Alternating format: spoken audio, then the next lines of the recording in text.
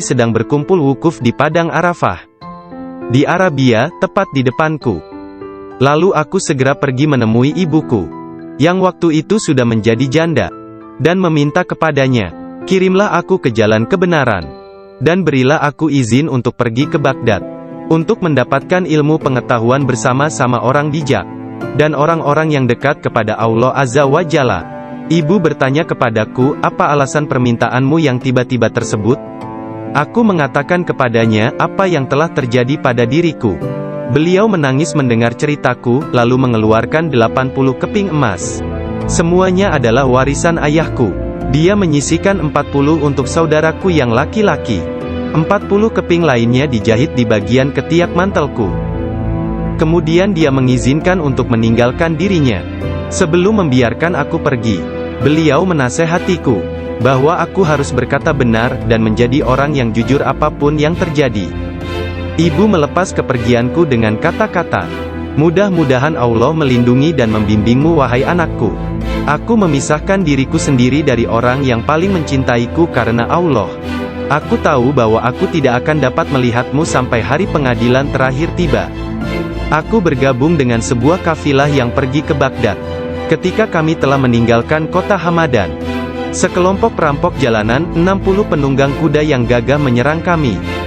Mereka mengambil segala sesuatu yang dibawa kafilah tersebut. Salah seorang di antara mereka datang kepadaku dan bertanya, "Hai anak muda, harta apa yang engkau miliki?" Aku menceritakan kepadanya, bahwa aku memiliki 40 keping emas. Dia bertanya, "Di mana kau simpan?" Aku mengatakan, "Di bawah lenganku." Dia tertawa dan meninggalkanku sendiri. Penjahat lainnya datang dan menanyakan hal yang sama. Dan aku pun mengatakan hal yang sebenarnya. Dia juga meninggalkanku sendirian. Aku pikir mereka pasti hendak mengadukan hal tersebut kepada pemimpinnya, di mana mereka sedang membagikan hasil rampasan. Pemimpin mereka bertanya tentang barang berharga milikku.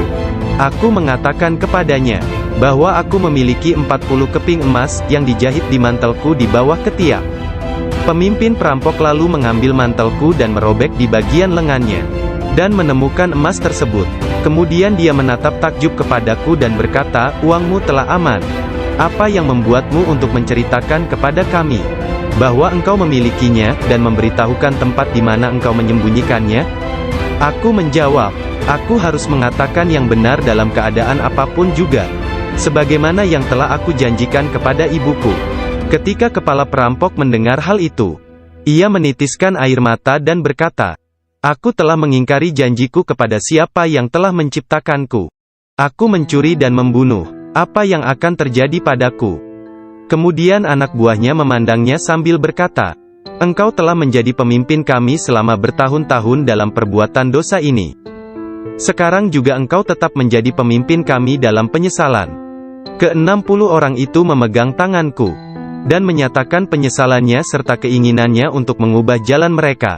Mereka merupakan orang pertama yang memegang tanganku, dan mendapatkan ampunan untuk dosa-dosa mereka.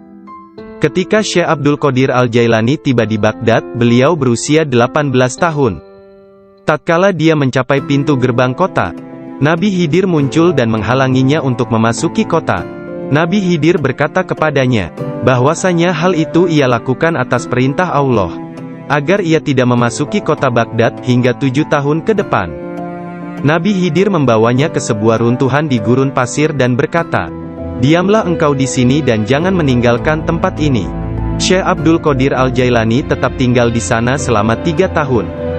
Setiap tahunnya Khidir datang kepadanya, dan berkata kepadanya di mana dirinya harus tinggal. Syekh Abdul Qadir Al-Jailani bercerita tentang masa 3 tahun yang dilaluinya tersebut. Saat dalam proses mujahadah dan riyadah. "Selama aku tinggal di gurun, di luar kota Baghdad, semua keindahan dunia telah datang menggodaku. Allah telah memberikanku kemenangan atasnya. Nafsuku mengunjungiku setiap hari, dalam wujud dan bentukku sendiri dan meminta untuk menjadi temannya. Ketika aku akan menolaknya, ia hendak menyerangku. Allah memberiku kemenangan dalam perlawananku.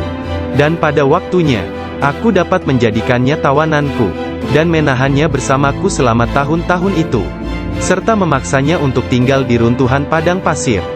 1 tahun penuh. Aku telah makan rerumputan dan akar-akarnya yang kutemukan. Dan aku tidak minum air apapun.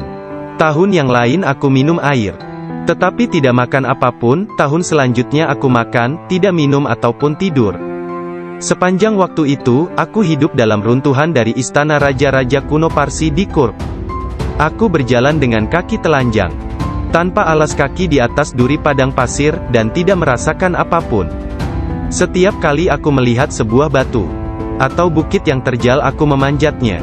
Aku tidak memberikan istirahat 1 menit pun, atau menyenangkan nafsuku kepada keinginan-keinginan rendah badaniah jasmaniku. Pada akhir dari masa 7 tahun itu, aku mendengar satu suara pada suatu malam. "Hai Abdul Qadir, engkau sekarang diizinkan memasuki kota Baghdad." Aku tiba di Baghdad dan melewatkan beberapa hari di sana. Tetapi aku tidak dapat berada di sana dalam keadaan yang penuh hasutan. Kejahatan, tipu daya, yang telah menjadi kebiasaan kota. Lalu untuk menyelamatkan diriku sendiri dari kejahatan kota, yang telah mengalami kemerosotan akhlak guna menyelamatkan keimananku, aku meninggalkannya. Hanya kitab suci Al-Quran yang kubawa bersamaku. Saat tiba di pintu gerbang, dalam perjalanan untuk berkholwat di padang pasir, aku mendengar satu suara, "Kemana engkau hendak pergi?" Kata suara itu, "Kembalilah, engkau harus melayani orang-orang." "Apa yang dapat kupedulikan tentang orang lain?" sanggahku. "Aku ingin menyelamatkan keimananku. Kembalilah dan jangan pernah merasa bimbang terhadap keimananmu." Suara itu melanjutkan, "Tidak ada sesuatu pun yang akan membahayakanmu." Aku sungguh tidak dapat melihat orang yang berkata tersebut. Kemudian sesuatu terjadi padaku. Aku terputus dari keadaan lahiriah, lalu tenggelam dalam keadaan tafakur. Sampai hari berikutnya, aku memusatkan pikiran pada sebuah harapan dan berdoa kepada Allah, agar Dia membukakan selubung untukku, sehingga aku tahu apa yang harus aku lakukan. Hari berikutnya, ketika tengah berkeliling di sebuah permukiman bernama Muzaffariyah, seorang lelaki yang sebelumnya tidak pernah kulihat, membuka pintu rumahnya dan mempersilakanku untuk masuk. "Mari Abdul Qadir." Ketika aku sampai di pintunya, dia berkata, "Katakan kepadaku, apa yang engkau harapkan dari Allah? Doa apa yang telah engkau panjatkan kemarin?" Saat itu aku ketakutan, namun diliputi penuh ketakjuban. Aku tidak dapat menemukan kata-kata untuk menjawabnya. Lelaki itu memandang ke wajahku, dan menghempaskan pintu dengan kasar, hingga membuat debu yang berkumpul di sekelilingku terbang menutupi seluruh tubuhku. Aku berjalan pergi sambil mempertanyakan apa yang telah kuminta dari Allah sehari sebelumnya. Kemudian ingatlah aku. Aku segera balik arah untuk kembali, dan mengatakan kepada lelaki tersebut. Tetapi aku tidak dapat menemukannya, baik rumah ataupun dirinya. Aku sangat bimbang, ketika menyadari bahwa dia adalah seorang yang dekat kepada Allah Ta'ala. Sungguh, akhirnya aku mengetahui, beliau adalah Syekh Hamad Ad-Dabas yang telah menjadi guruku. Pada suatu malam yang dingin dan hujan gerimis, satu tangan yang tidak terlihat jelas membawa Syekh Abdul Qadir Al-Jailani ke tempat bermalam para sufi atau zawiyah, milik Syekh Abdul Hamad bin Muslim Ad-Dabas. Syekh yang mengetahui berkat ilham ilahiyah tentang kedatangan Syekh Abdul Qadir Al-Jailani, menutup pintu-pintu tempat menginap sufiyah dan memadamkan lampu. Ketika beliau duduk di ambang pintu yang terkunci, beliau tertidur dan mimpi basah di malam hari. Lalu dia mandi di sungai dan mengambil wudhu. Dia tertidur lagi. Kejadian tersebut berulang sampai 7 kali pada malam itu. Maka beliau kembali mandi dan berwudhu menggunakan air yang sedingin es. Pada esok harinya, pintu gerbang telah terbuka, dan Abdul Qadir memasuki tempat penginapan sufi. Syekh Hamad Ad-Dabas berdiri menyambutnya sambil meneteskan air mata gembira.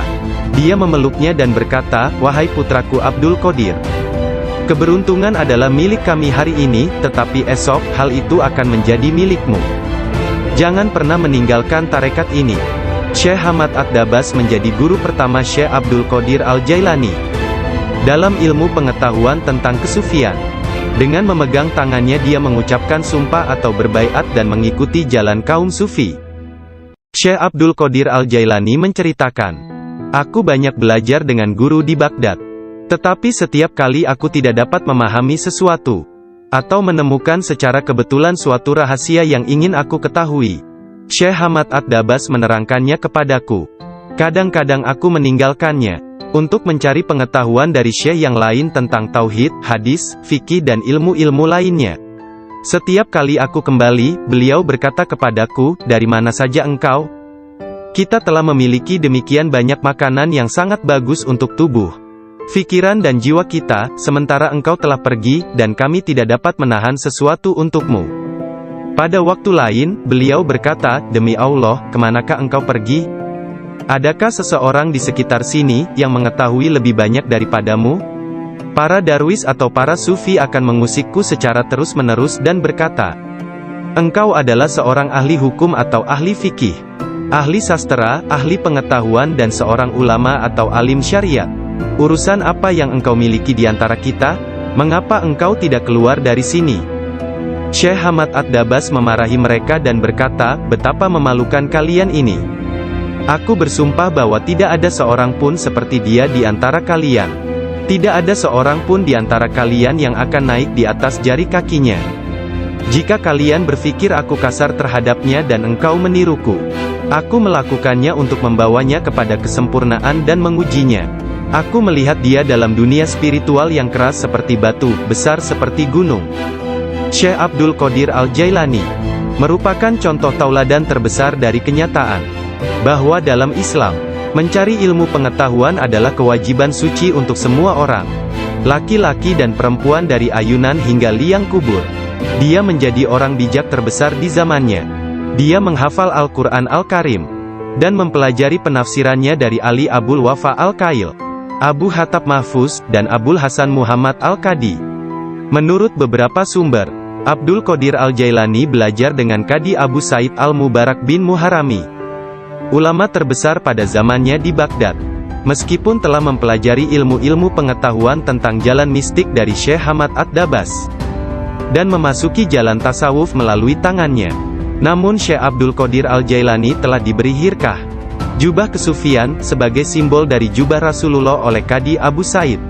Garis silsilah ijazah spiritual dari Qadi Abu Said Al-Mubarak bin Ali Al-Muharrami, melalui Syekh Abu Hasan Ali bin Muhammad Al-Qurashi, dari Abul Faraj At-Tursusi dari At-Tamimi, dari Syekh Abu Bakar As-Shibli dari Abul Qasim Al-Junaid, dari Sari As-Sakati dari Ma'ruf Al-Karhi, dari Dawud At-Tayyah dari Habib Al-Jami, dari Hasan Al-Basri dari Imam Ali bin Abi Talib. Imam Ali menerima hirkah, jubah kesufian, dari tangan mulia Nabi Muhammad kekasih Allah, Tuhan semesta alam, dan beliau menerimanya dari malaikat utama Jibril alaihi salam, yang menerimanya dari kebenaran Tuhan, Allah Azza wa Jalla. Seseorang bertanya kepada Syekh Abdul Qadir Al-Jailani, apakah yang dia terima dari Allah Ta'ala? Beliau menjawab, tingkah laku dan pengetahuan yang baik. Qadi Abu Said Al-Muharrami berkata, sesungguhnya Abdul Qadir Al-Jailani menerima hirkah dari tanganku, tetapi aku juga menerima hirkah dari tangannya. Qadi Abu Said Al-Muharrami mengajar di sebuah madrasah miliknya sendiri, di Babul Az di Baghdad. Kemudian dia memberikan madrasah tersebut kepada Syekh Abdul Qadir Al-Jailani, yang mulai mengajar di sana. Syekh Abdul Qadir Al-Jailani telah berusia 50 tahun lebih pada waktu itu. Kata-kata dan ucapannya mempesona dan menakjubkan, sehingga menggugah hati orang-orang yang mendengarnya. Para murid dan jemaahnya semakin berkembang pesat dalam jumlah yang banyak, sehingga tidak ada tempat, baik di dalam ataupun di sekitar madrasah tersebut, untuk menampung para pengikutnya. Syekh Abdul Qadir Al-Jailani berkata mengenai permulaan mengajarnya, pada suatu pagi aku melihat Rasulullah, beliau bertanya kepadaku, mengapa engkau tidak berbicara? Aku berkata, aku adalah orang Persia, bagaimana aku dapat berbicara dengan bahasa Arab yang indah dari Baghdad? Buka mulutmu, beliau berkata, dan kulakukan perintah beliau. Nabi Muhammad lantas meniup nafasnya ke mulutku 7 kali. Lalu berkata, pergilah, tunjukilah umat manusia, dan ajaklah mereka kepada jalan Tuhanmu, dengan bijak dan kata-kata indah. Aku menjalankan sholat zuhur, dan aku melihat orang telah ramai sedang menungguku berbicara. Ketika melihat mereka, aku menjadi gembira, namun lidahku seakan-akan terkunci. Kemudian aku melihat Imam Ali bin Abi Talib yang diberkati. Dia mendatangiku dan memintaku untuk membuka mulut. Kemudian meniupkan nafasnya sendiri ke dalam mulutku sebanyak 6 kali. Aku bertanya, mengapa Anda tidak melakukannya sebanyak 7 kali, seperti yang dilakukan Rasulullah? Sayyidina Ali berkata, karena rasa hormatku kepada Rasulullah. Kemudian Sayyidina Ali pun menghilang. Dari mulutku yang terbuka, keluarlah kata-kata, sesungguhnya fikiran adalah juru selam. Menyelam jauh ke dalam lautan hati untuk menemukan mutiara kebijaksanaan. Ketika dia membawanya ke pantai kemakhlukannya, dia tumpah dalam bentuk kata-kata dari bibirnya. Dan dengan itu, dia membeli ketaatan tak ternilai di pasar-pasar ibadah Allah. Kemudian aku berkata, dalam suatu malam, seperti salah satu dari malamku, jika seseorang di antaramu hendak membunuh keinginan-keinginan rendahnya, kematian akan terasa begitu manis, sehingga engkau tidak akan dapat merasakan sesuatu yang lain di dunia ini. Sejak saat itu, walau bagaimanapun keadaannya, sekalipun bangun atau tidur, aku tetap mempertahankan tugasku mengajar. Banyak sekali pengetahuan tentang keimanan dan agama dalam diriku. Jika tidak berbicara dan menuangkannya keluar, aku akan merasakan bahwa hal itu akan menenggelamkan diriku. Ketika pertama kali mengajar, aku hanya mempunyai 2 atau 3 orang murid saja. Ketika mereka mendengarku, jumlah mereka bertambah menjadi 70.000 orang. Madrasahnya maupun lingkungan di sekitarnya tidak dapat menampung para pengikutnya. Oleh sebab itu, dicarilah tempat yang lebih luas. Orang kaya dan orang miskin di Baghdad turut membantu dalam penambahan bangunan-bangunan yang baru. Mereka yang kaya membantu dengan dana, sedangkan yang miskin membantu dengan tenaga mereka, termasuklah kaum perempuan yang turut membantu bekerja. Kelak Syekh Abdul Qadir Al-Jailani merupakan seorang imam, ahli dalam masalah-masalah keagamaan, tauhid dan fikih, dan pemimpin dari mazhab Syafi'i dan Hambali dalam Islam. Beliau adalah seorang yang sangat bijaksana dan berpengetahuan luas. Doanya segera dikabulkan, baik ketika berdoa untuk kebaikan dan berdoa untuk hukuman.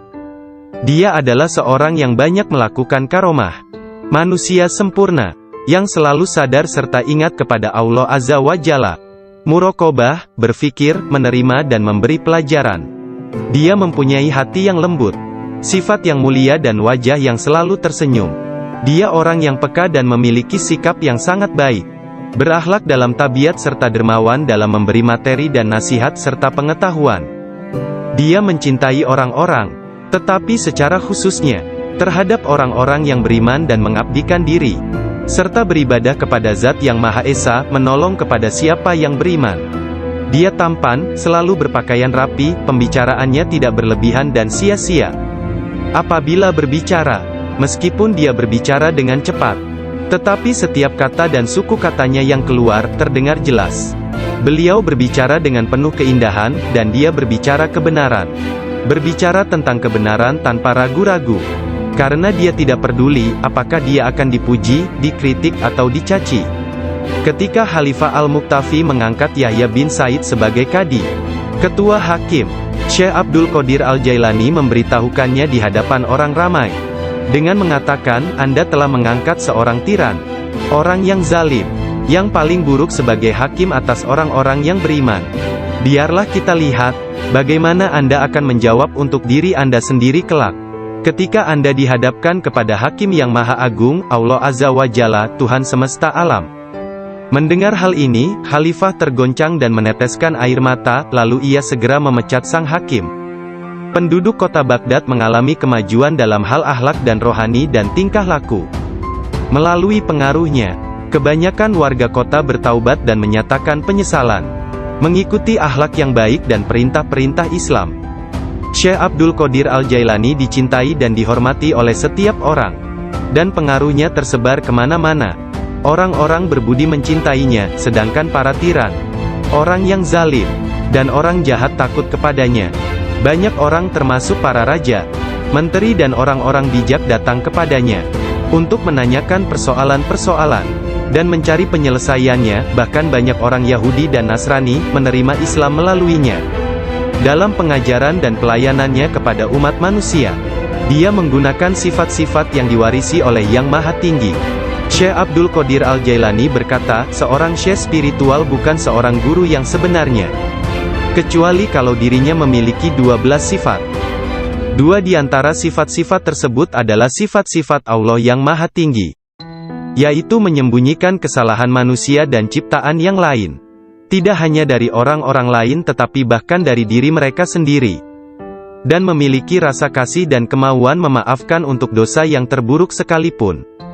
Dua sifat diwarisi oleh Nabi Muhammad, yaitu cinta dan lemah lembut.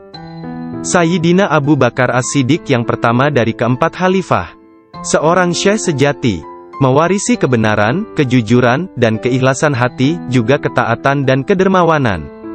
Dari Sayyidina Umar bin Khattab, yaitu keadilan dan menekankan kebenaran serta mencegah kesalahan. Dari Sayyidina Utsman bin Affan, yaitu kerendahan hati dan bangun serta berdoa ketika manusia lainnya dalam keadaan tertidur. Dan dari Sayyidina Ali bin Abi Thalib, yaitu pengetahuan dan keteguhan hati serta keberanian. Syekh Abdul Qadir Al-Jailani sangat sayang kepada puluhan ribu pengikutnya, sebagaimana seorang ayah sayang kepada anaknya. Dia mengetahui nama dan memperhatikan masalah-masalah duniawi, juga keadaan spiritual mereka. Dia membantu dan menyelamatkan mereka dari bencana kemalangan, bahkan jika mereka berada di tempat jauh sekalipun. Dia adalah seorang ayah bersama anak-anaknya, dan memperlakukan mereka dengan penuh kelembutan dan keharuan. Kepada orang yang lebih tua darinya, dia seolah-olah menjadi lebih tua daripada mereka, dan memperlakukan mereka dengan hormat. Dia menjalin persahabatan dengan kalangan orang miskin dan lemah, serta tidak pernah mencari teman di antara orang-orang terkenal dan berkuasa. Orang-orang seperti itu memperlakukannya seolah-olah raja dari segala raja. Salah seorang dari anak lelaki pembantunya menceritakan bahwa ayahnya, Muhammad bin Al-Haidir, melayani Syekh Abdul Qadir Al-Jailani selama 13 tahun. Dirinya tidak pernah melihat seekor lalat hinggap pada dirinya, dan tidak pula dia pernah melihat membuang ingus di halayak ramai. Meskipun Tuan Syekh memperlakukan kaum lemah dan miskin dengan rasa hormat yang besar, pembantunya tidak pernah melihatnya berdiri ketika para sultan datang mengunjunginya, dan tidak pula dia mengunjungi mereka, atau dia tidak memakan makanan mereka kecuali sekali. Ketika seorang raja datang berkunjung kepadanya, dia meninggalkan ruang jamuan, dan datang kembali setelah raja dan pesta jamuannya selesai, sehingga mereka akan menyambutnya dengan berdiri. Ketika dia menulis surat kepada khalifah, khalifah mengatakan bahwa Syekh Abdul Qadir Al-Jailani memerintahkannya untuk melakukan ini atau itu, dan bahwa hal itu merupakan kewajiban bagi khalifah untuk mentaatinya, karena dia adalah pemimpin mereka.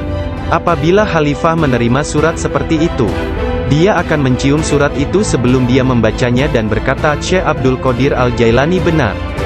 Sesungguhnya dia mengatakan kebenaran. Abu Hasan, salah seorang hakim agung pada masa itu, menceritakan, aku mendengar Khalifah Al-Muqtafi berkata kepada menterinya Ibnu Hubaira, Syekh Abdul Qadir Al-Jailani mentertawakanku. Dan hal itu amat jelas bagi orang-orang di sekitarnya, bahwa yang dia maksudkan adalah aku. Dilaporkan kepadaku bahwa dia menunjukkan sebuah pohon kurma di kebunnya dan berkata, engkau lebih baik bekerja, jangan bepergian terlalu jauh, atau aku akan memenggal kepalamu. Sekarang kamu, wahai Ibnu Hubaira, pergi dan berbicaralah kepadanya seorang diri dan katakan, Anda jangan mengejek dan mengancam khalifah.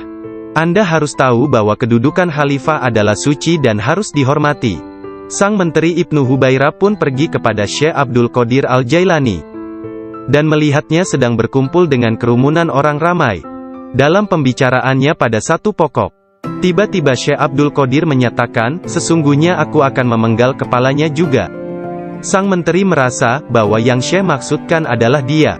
Sang menteri pun ketakutan. Dia pun melarikan diri, dan mengisahkan apa yang terjadi terhadap dirinya kepada khalifah.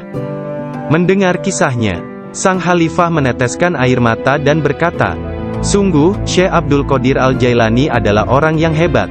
Lalu, khalifah pergi sendiri menemui Syekh. Pada pertemuan tersebut, Syekh memberinya banyak nasihat, dan khalifah tak bisa membendung air matanya dan terus menangis. Meskipun sangat belas kasihan, dan memiliki pribadi dan sikap yang sangat baik, lemah lembut dan mencintai, menepati janji, adil dan keras dalam pengadilannya, Syekh Abdul Qadir Al-Jailani tidak pernah memperlihatkan kemarahan. Apabila kesalahan tersebut hanya menyangkut pribadinya, tetapi sesuatu kesalahan yang dilakukan terhadap keimanan dan agama, dia akan marah besar dan memberi hukuman yang berat. Syekh Abu Najib As-Surawardi menceritakan, pada tahun 523 Hijriah, aku bersama Syekh Hamad, guru Syekh Abdul Qadir Al-Jailani yang juga hadir. Ketika itu Syekh Abdul Qadir Al-Jailani membuat pernyataan keras. Mendengar itu, Syekh Hamad berkata kepadanya, "Wahai Abdul Qadir, engkau berbicara terlalu angkuh. Aku khawatir Allah tidak ridha kepadamu." Syekh Abdul Qadir Al-Jailani meletakkan tangannya di atas dada Syekh Hamad lalu berkata, "Lihat telapak tanganku dengan mata hati, dan berkata lagi, dan katakan kepadaku, apa yang tertulis di atasnya?" Ketika Syekh Hamad tidak dapat mengatakannya, Syekh Abdul Qadir Al-Jailani mengangkat tangan dari dada Syekh Hamad, dan memperlihatkan tangan tersebut kepadanya. Di atasnya tertulis tulisan bercahaya, yakni, dia menerima 70 janji dari Allah, bahwa dia tidak akan pernah dikecewakan. Syekh Hamad melihatnya. Dia berkata, tidak akan pernah ada yang mampu keberatan pada orang yang diberkati dengan janji ilahiyah seperti itu. Tidak ada seorang pun dapat berkeberatan kepadanya. Allah Ta'ala memberkati siapa saja yang dia kehendaki di antara hamba-hambanya.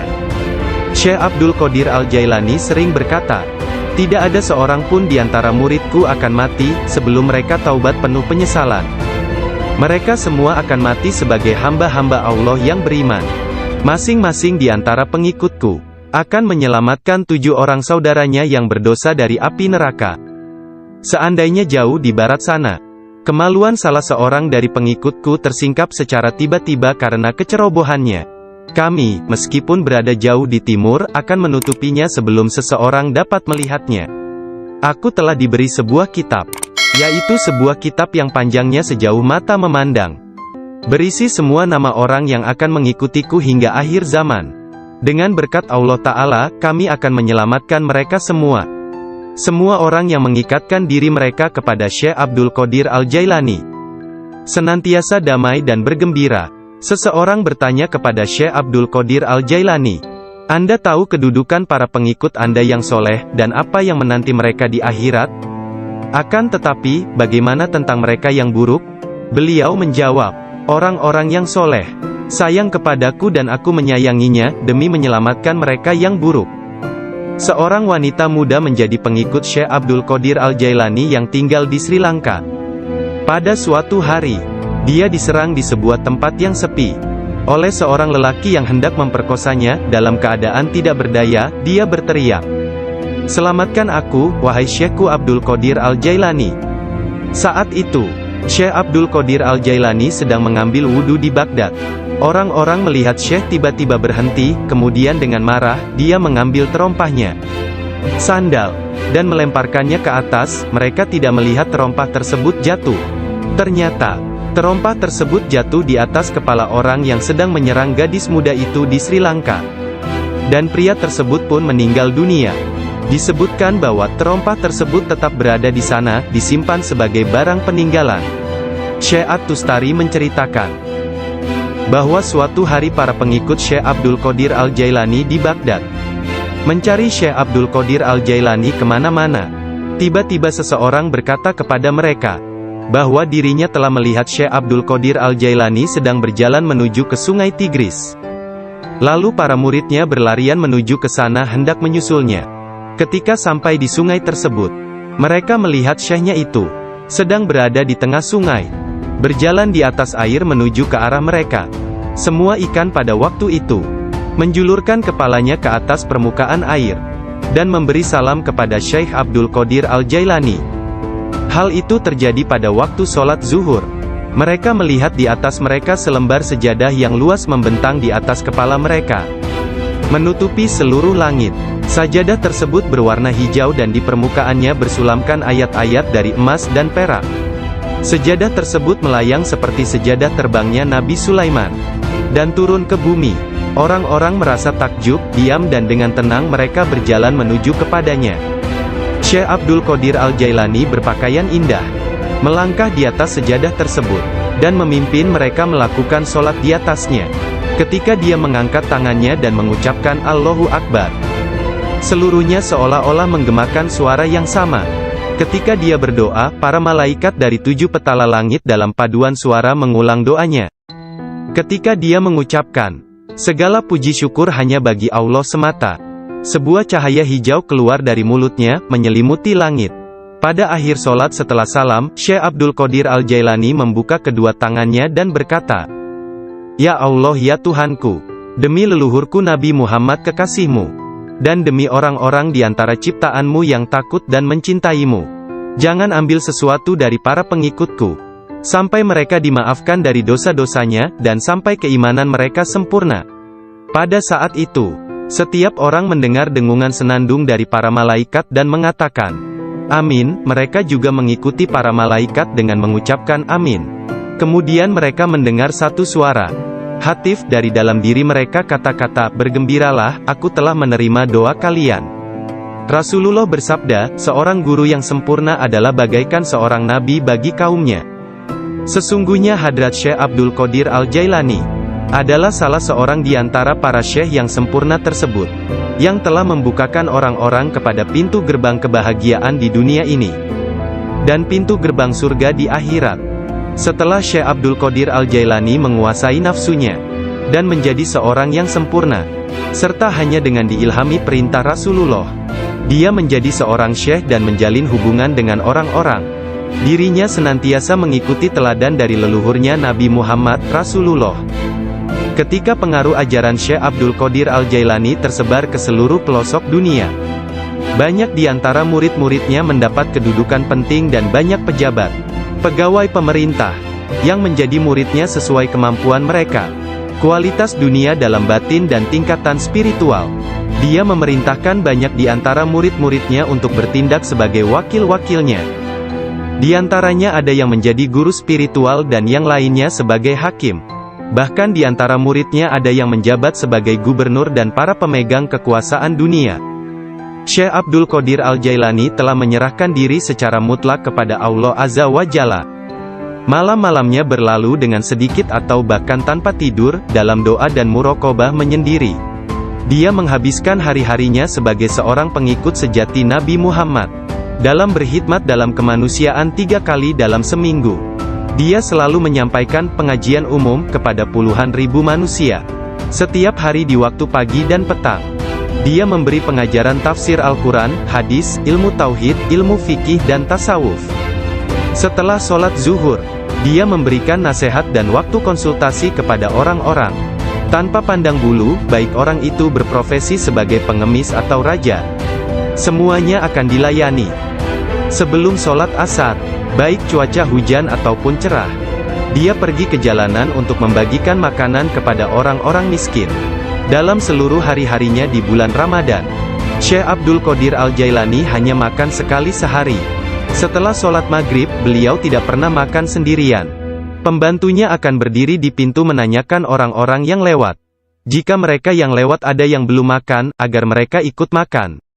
Syekh Abdul Qadir Al-Jailani wafat pada hari Sabtu tanggal 8 Rabiul Tsani tahun 561 Hijriah. 1166 Masehi, pada usia 91 tahun.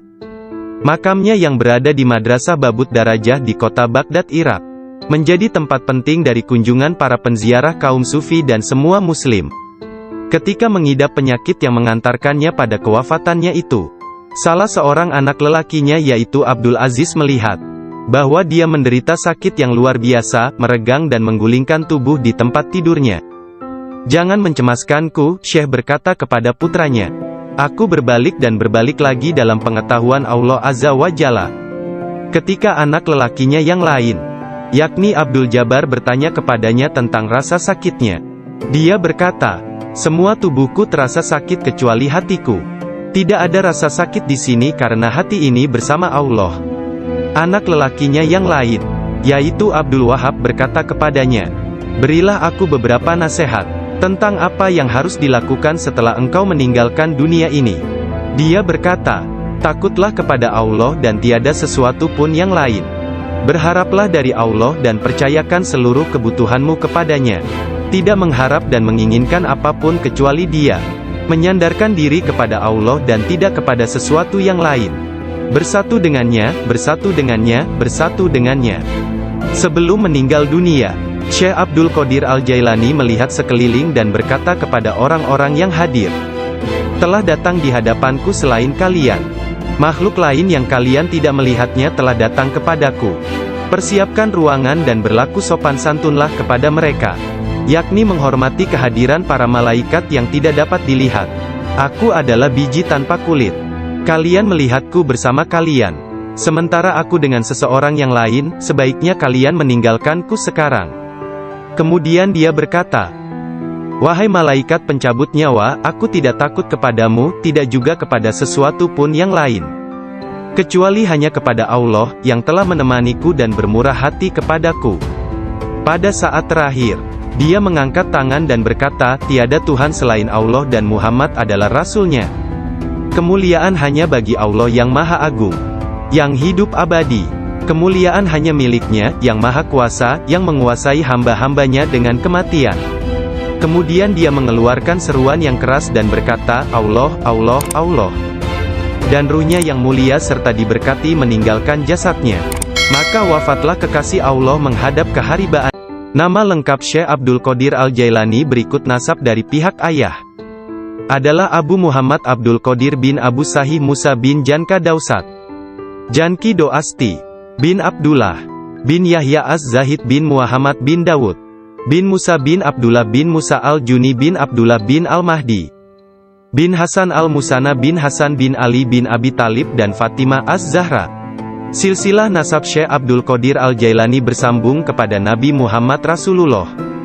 Dari putri beliau yang bernama Sayyidah Fatimah Az-Zahra, istri Sayyidina Ali bin Abi Talib. Adapun silsilah dari ibunya adalah Abdul Qadir bin Fatimah binti Abdullah, bin Abu Jamaluddin bin Tahir bin Abdullah bin Kamaluddin Isa, bin Muhammad Al-Jawad bin Ali Ar-Rida bin Musa Al-Kazim, bin Jafar As-Sadiq bin Muhammad Al-Bakir bin Ali Zainul Abidin, bin Husain bin Ali bin Abi Talib. Sepanjang masa bayinya, Syekh Abdul Qadir Jailani tidak pernah makan selama bulan puasa. Suatu ketika pada awal Ramadan, cuaca mendung dan orang-orang tidak dapat melihat bulan baru. Tidak tahu apakah bulan Ramadan sesungguhnya telah masuk atau belum. Mereka datang kepada Ummul Khair Fatimah, ibunda Syekh Abdul Qadir, dan menanyakan apakah si anak sudah makan hari itu. Karena dia belum makan, mereka menetapkan bahwa puasa telah dimulai. Abdul Qadir Al-Jailani menceritakan, "Ketika kecil, setiap hari aku selalu didatangi seorang malaikat dalam bentuk pemuda tampan.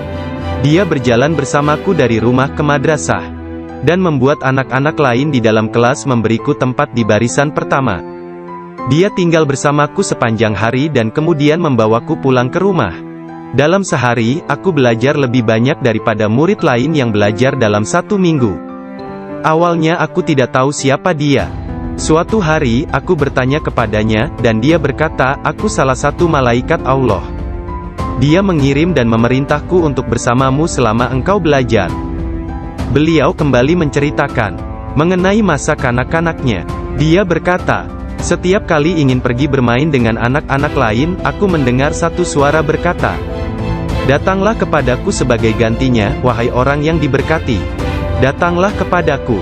Dalam keadaan ketakutan, aku pergi dan mencari ketenangan di balik lengan ibuku.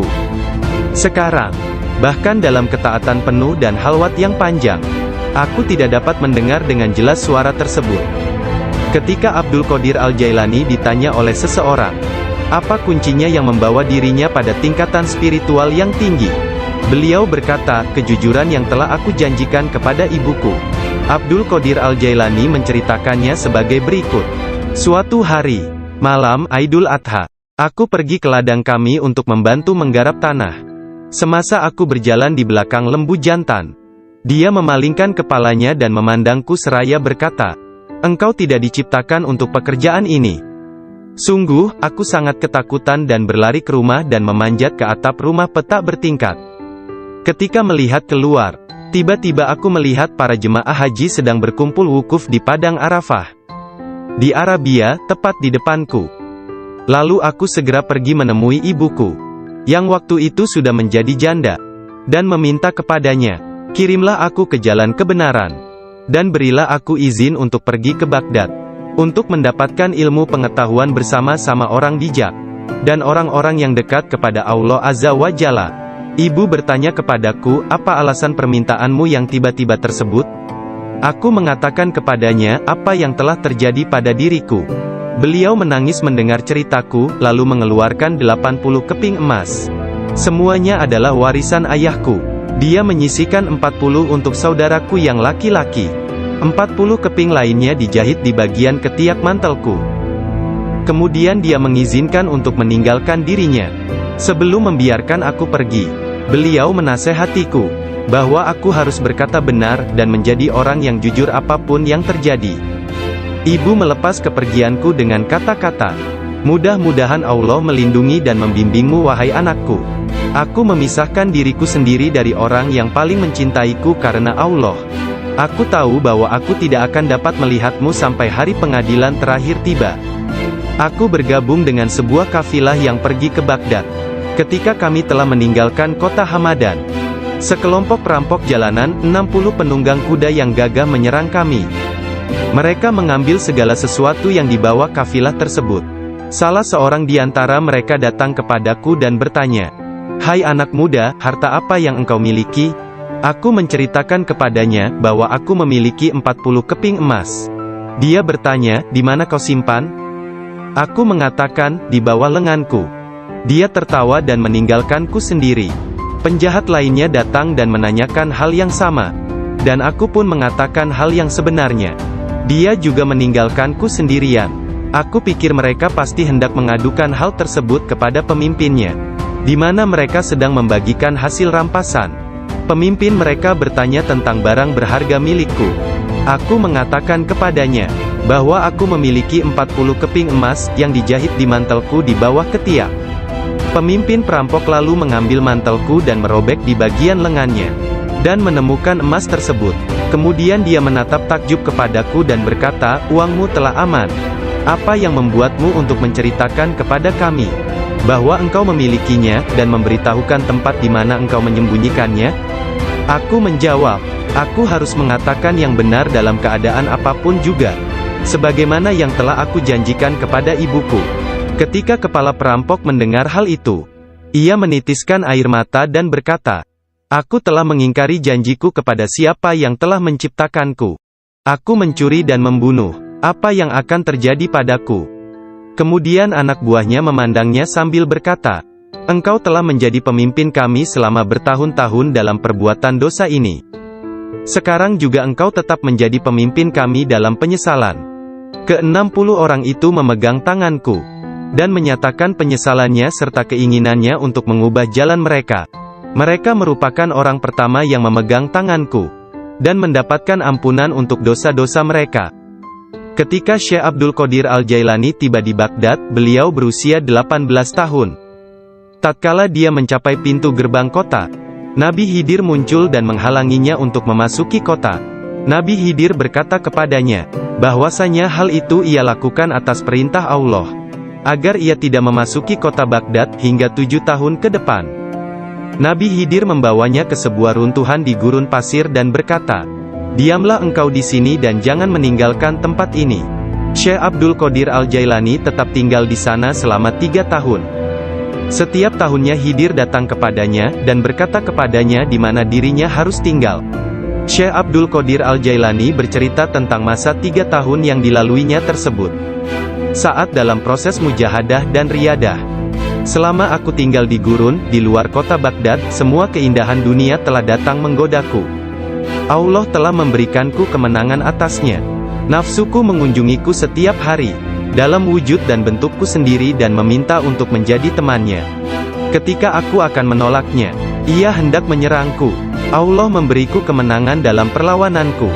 Dan pada waktunya, aku dapat menjadikannya tawananku, dan menahannya bersamaku selama tahun-tahun itu, serta memaksanya untuk tinggal di runtuhan padang pasir. 1 tahun penuh, aku telah makan rerumputan dan akar-akarnya yang kutemukan. Dan aku tidak minum air apapun. Tahun yang lain aku minum air, tetapi tidak makan apapun. Tahun selanjutnya aku makan, tidak minum ataupun tidur. Sepanjang waktu itu, aku hidup dalam runtuhan dari istana raja-raja kuno Parsi di Kurk. Aku berjalan dengan kaki telanjang, tanpa alas kaki di atas duri padang pasir, dan tidak merasakan apapun. Setiap kali aku melihat sebuah batu atau bukit yang terjal, aku memanjatnya. Aku tidak memberikan istirahat 1 menit pun, atau menyenangkan nafsuku kepada keinginan-keinginan rendah badaniah jasmaniku. Pada akhir dari masa 7 tahun itu, aku mendengar satu suara pada suatu malam. "Hai Abdul Qadir, engkau sekarang diizinkan memasuki kota Baghdad." Aku tiba di Baghdad dan melewatkan beberapa hari di sana. Tetapi aku tidak dapat berada di sana dalam keadaan yang penuh hasutan, kejahatan, tipu daya, yang telah menjadi kebiasaan kota. Lalu untuk menyelamatkan diriku sendiri dari kejahatan kota, yang telah mengalami kemerosotan akhlak, guna menyelamatkan keimananku, aku meninggalkannya. Hanya kitab suci Al-Quran yang kubawa bersamaku. Saat tiba di pintu gerbang, dalam perjalanan untuk berkholwat di padang pasir, aku mendengar satu suara, "Kemana engkau hendak pergi?" Kata suara itu, "Kembalilah, engkau harus melayani orang-orang." "Apa yang dapat kupedulikan tentang orang lain?" sanggahku. "Aku ingin menyelamatkan keimananku. Kembalilah dan jangan pernah merasa bimbang terhadap keimananmu." Suara itu melanjutkan, "Tidak ada sesuatu pun yang akan membahayakanmu." Aku sungguh tidak dapat melihat orang yang berkata tersebut. Kemudian sesuatu terjadi padaku. Aku terputus dari keadaan lahiriah, lalu tenggelam dalam keadaan tafakur. Sampai hari berikutnya, aku memusatkan pikiran pada sebuah harapan dan berdoa kepada Allah, agar Dia membukakan selubung untukku, sehingga aku tahu apa yang harus aku lakukan. Hari berikutnya, ketika tengah berkeliling di sebuah permukiman bernama Muzafariyah, seorang lelaki yang sebelumnya tidak pernah kulihat, membuka pintu rumahnya dan mempersilakanku untuk masuk. "Mari Abdul Qadir." Ketika aku sampai di pintunya, dia berkata, "Katakan kepadaku, apa yang engkau harapkan dari Allah? Doa apa yang telah engkau panjatkan kemarin?" Saat itu aku ketakutan, namun diliputi penuh ketakjuban. Aku tidak dapat menemukan kata-kata untuk menjawabnya. Lelaki itu memandang ke wajahku, dan menghempaskan pintu dengan kasar, hingga membuat debu yang berkumpul di sekelilingku terbang menutupi seluruh tubuhku. Aku berjalan pergi sambil mempertanyakan apa yang telah kuminta dari Allah sehari sebelumnya. Kemudian ingatlah aku. Aku segera balik arah untuk kembali, dan mengatakan kepada lelaki tersebut. Tetapi aku tidak dapat menemukannya, baik rumah ataupun dirinya.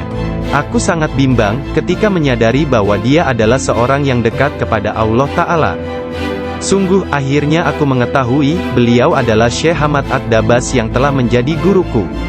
Pada suatu malam yang dingin dan hujan gerimis, satu tangan yang tidak terlihat jelas membawa Syekh Abdul Qadir Al-Jailani ke tempat bermalam para sufi atau zawiyah, milik Syekh Abdul Hamad bin Muslim Ad-Dabas. Syekh yang mengetahui berkat ilham ilahiyah tentang kedatangan Syekh Abdul Qadir Al-Jailani, menutup pintu-pintu tempat menginap sufiyah dan memadamkan lampu. Ketika beliau duduk di ambang pintu yang terkunci, beliau tertidur dan mimpi pada orang-orang yang hadir. "Telah datang di hadapanku selain kalian. Makhluk lain yang kalian tidak melihatnya telah datang kepadaku. Persiapkan ruangan dan berlaku sopan santunlah kepada mereka." Yakni menghormati kehadiran para malaikat yang tidak dapat dilihat. "Aku adalah biji tanpa kulit. Kalian melihatku bersama kalian. Sementara aku dengan seseorang yang lain, sebaiknya kalian meninggalkanku sekarang." Kemudian dia berkata, "Wahai malaikat pencabut nyawa, aku tidak takut kepadamu, tidak juga kepada sesuatu pun yang lain, kecuali hanya kepada Allah, yang telah menemaniku dan bermurah hati kepadaku." Pada saat terakhir, dia mengangkat tangan dan berkata, "Tiada Tuhan selain Allah dan Muhammad adalah Rasul-Nya. Kemuliaan hanya bagi Allah yang Maha Agung, yang hidup abadi. Kemuliaan hanya milik-Nya, yang Maha Kuasa, yang menguasai hamba-hambanya dengan kematian." Kemudian dia mengeluarkan seruan yang keras dan berkata, "Allah, Allah, Allah." Dan ruhnya yang mulia serta diberkati meninggalkan jasadnya. Maka wafatlah kekasih Allah menghadap keharibaan.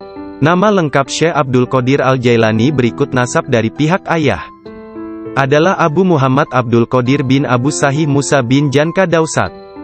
Janki Doasti bin Abdullah bin Yahya Az-Zahid bin Muhammad bin Dawud bin Musa bin Abdullah bin Musa Al-Juni bin Abdullah bin Al-Mahdi bin Hasan Al-Musana bin Hasan bin Ali bin Abi Talib dan Fatimah Az-Zahra. Silsilah nasab Syekh Abdul Qadir Al-Jailani bersambung kepada Nabi Muhammad Rasulullah. Dari puteri beliau yang bernama Sayyidah Fatimah Az-Zahra, istri Sayyidina Ali bin Abi Talib. Adapun silsilah dari ibunya adalah Abdul Qadir bin Fatimah binti Abdullah bin Abu Jamaluddin bin Tahir bin Abdullah bin Kamaluddin Isa bin Muhammad Al-Jawad bin Ali Ar-Rida bin Musa Al-Kazim bin Jafar As-Sadiq bin Muhammad Al-Bakir bin Ali Zainul Abidin bin Husain bin Ali bin Abi Talib. Sepanjang masa bayinya, Syekh Abdul Qadir Jailani tidak pernah makan selama bulan puasa. Suatu ketika pada awal Ramadan, cuaca mendung dan orang-orang tidak dapat melihat bulan baru. Tidak tahu apakah bulan Ramadan sesungguhnya telah masuk atau belum. Mereka datang kepada Ummul Khair Fatimah, ibunda Syekh Abdul Qadir, dan menanyakan apakah si anak sudah makan hari itu. Karena dia belum makan, mereka menetapkan bahwa puasa telah dimulai. Abdul Qadir Al-Jailani menceritakan, ketika kecil, setiap hari aku selalu didatangi seorang malaikat dalam bentuk pemuda tampan. Dia berjalan bersamaku dari rumah ke madrasah, dan membuat anak-anak lain di dalam kelas memberiku tempat di barisan pertama. Dia tinggal bersamaku sepanjang hari dan kemudian membawaku pulang ke rumah. Dalam sehari, aku belajar lebih banyak daripada murid lain yang belajar dalam 1 minggu. Awalnya aku tidak tahu siapa dia. Suatu hari, aku bertanya kepadanya, dan dia berkata, aku salah satu malaikat Allah. Dia mengirim dan memerintahku untuk bersamamu selama engkau belajar. Beliau kembali menceritakan mengenai masa kanak-kanaknya. Dia berkata, setiap kali ingin pergi bermain dengan anak-anak lain, aku mendengar satu suara berkata, datanglah kepadaku sebagai gantinya, wahai orang yang diberkati. Datanglah kepadaku. Dalam keadaan ketakutan, aku pergi dan mencari ketenangan di balik lengan ibuku.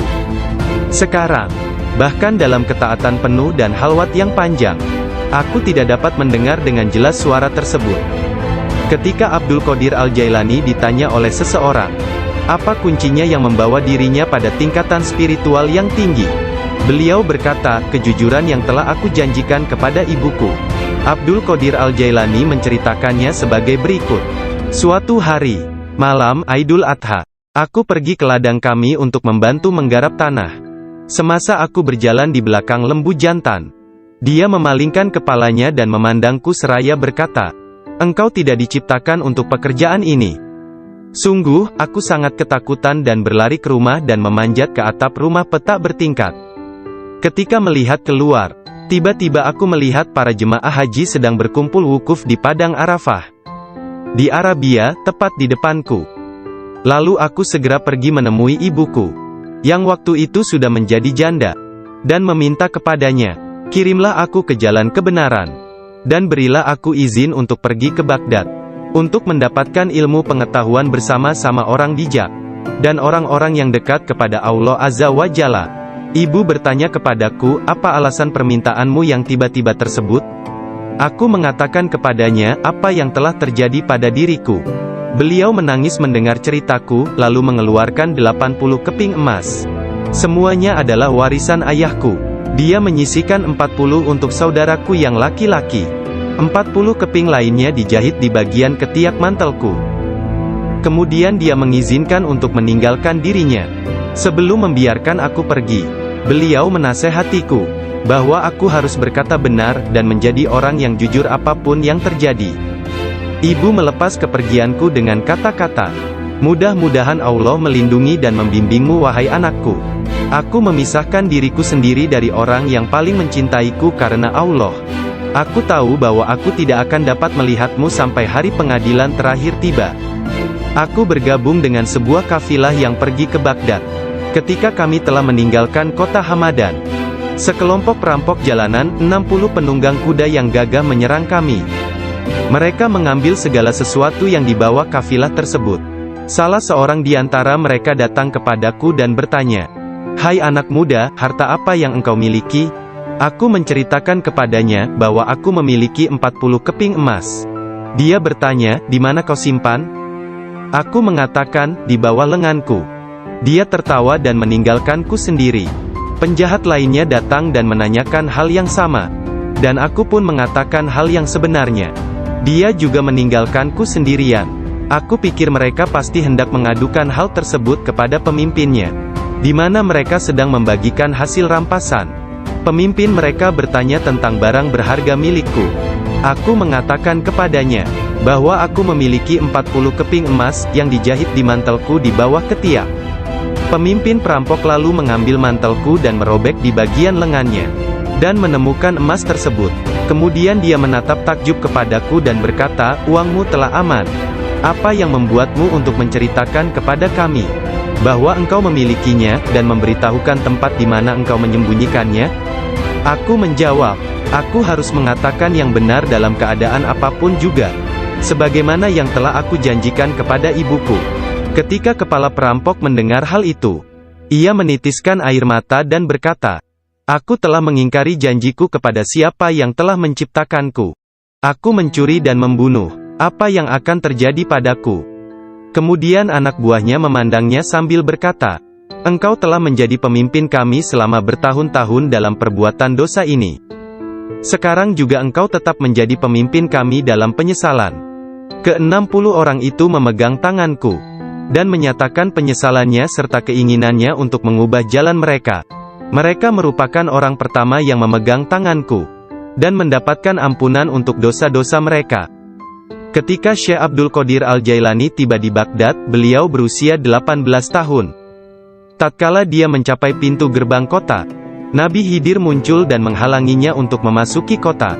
Nabi Khidir berkata kepadanya, bahwasanya hal itu ia lakukan atas perintah Allah, agar ia tidak memasuki kota Baghdad hingga 7 tahun ke depan.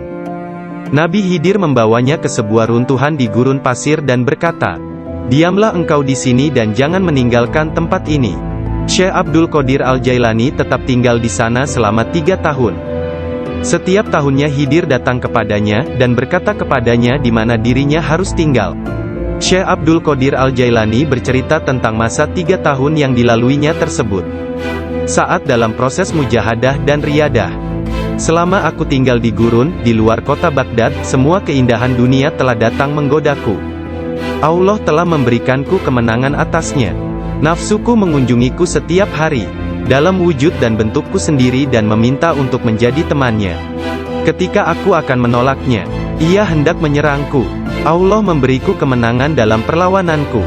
Dan pada waktunya, aku dapat menjadikannya tawananku, dan menahannya bersamaku selama tahun-tahun itu, serta memaksanya untuk tinggal di runtuhan padang pasir. 1 tahun penuh, aku telah makan rerumputan dan akar-akarnya yang kutemukan. Dan aku tidak minum air apapun. Tahun yang lain aku minum air, tetapi tidak makan apapun. Tahun selanjutnya aku makan, tidak minum ataupun tidur.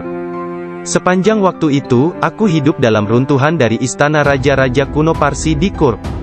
Aku berjalan dengan kaki telanjang, tanpa alas kaki di atas duri padang pasir, dan tidak merasakan apapun. Setiap kali aku melihat sebuah batu atau bukit yang terjal, aku memanjatnya.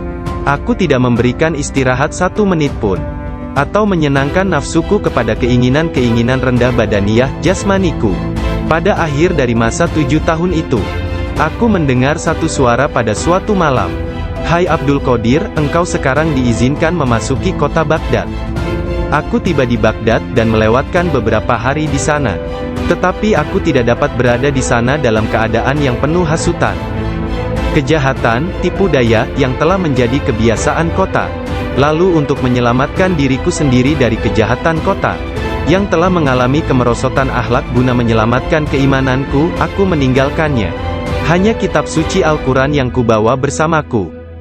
Saat tiba di pintu gerbang, dalam perjalanan untuk berkholwat di padang pasir, aku mendengar satu suara, "Kemana engkau hendak pergi?" Kata suara itu, "Kembalilah, engkau harus melayani orang-orang." "Apa yang dapat kupedulikan tentang orang lain?" sanggahku. "Aku ingin menyelamatkan keimananku. Kembalilah dan jangan pernah merasa bimbang terhadap keimananmu." Suara itu melanjutkan, "Tidak ada sesuatu pun yang akan membahayakanmu. Aku sungguh tidak dapat melihat orang yang berkata tersebut. Kemudian sesuatu terjadi padaku. Aku terputus dari keadaan lahiriah, lalu tenggelam dalam keadaan tafakur. Sampai hari berikutnya, aku memusatkan pikiran pada sebuah harapan dan berdoa kepada Allah, agar Dia membukakan selubung untukku, sehingga aku tahu apa yang harus aku lakukan. Hari berikutnya, ketika tengah berkeliling di sebuah permukiman bernama Muzafariyah, seorang lelaki yang sebelumnya tidak pernah kulihat, membuka pintu rumahnya dan mempersilakanku untuk masuk. "Mari Abdul Qadir." Ketika aku sampai di pintunya, dia berkata, "Katakan kepadaku, apa yang engkau harapkan dari Allah? Doa apa yang telah engkau panjatkan kemarin?" Saat itu aku ketakutan, namun diliputi penuh ketakjuban. Aku tidak dapat menemukan kata-kata untuk menjawabnya. Lelaki itu memandang ke wajahku, dan menghempaskan pintu dengan kasar, hingga membuat debu yang berkumpul di sekelilingku terbang menutupi seluruh tubuhku. Aku berjalan pergi sambil mempertanyakan apa yang telah kuminta dari Allah sehari sebelumnya. Kemudian ingatlah aku segera balik arah untuk kembali, dan mengatakan kepada lelaki tersebut. Tetapi aku tidak dapat menemukannya, baik rumah ataupun dirinya. Aku sangat bimbang, ketika menyadari bahwa dia adalah seorang yang dekat kepada Allah Ta'ala. Sungguh, akhirnya aku mengetahui, beliau adalah Syekh Hamad Ad-Dabas yang telah menjadi guruku. Pada suatu malam yang dingin dan hujan gerimis, satu tangan yang tidak terlihat jelas membawa Syekh Abdul Qadir Al-Jailani ke tempat bermalam para sufi atau zawiyah, milik Syekh Abdul Hamad bin Muslim Ad-Dabas.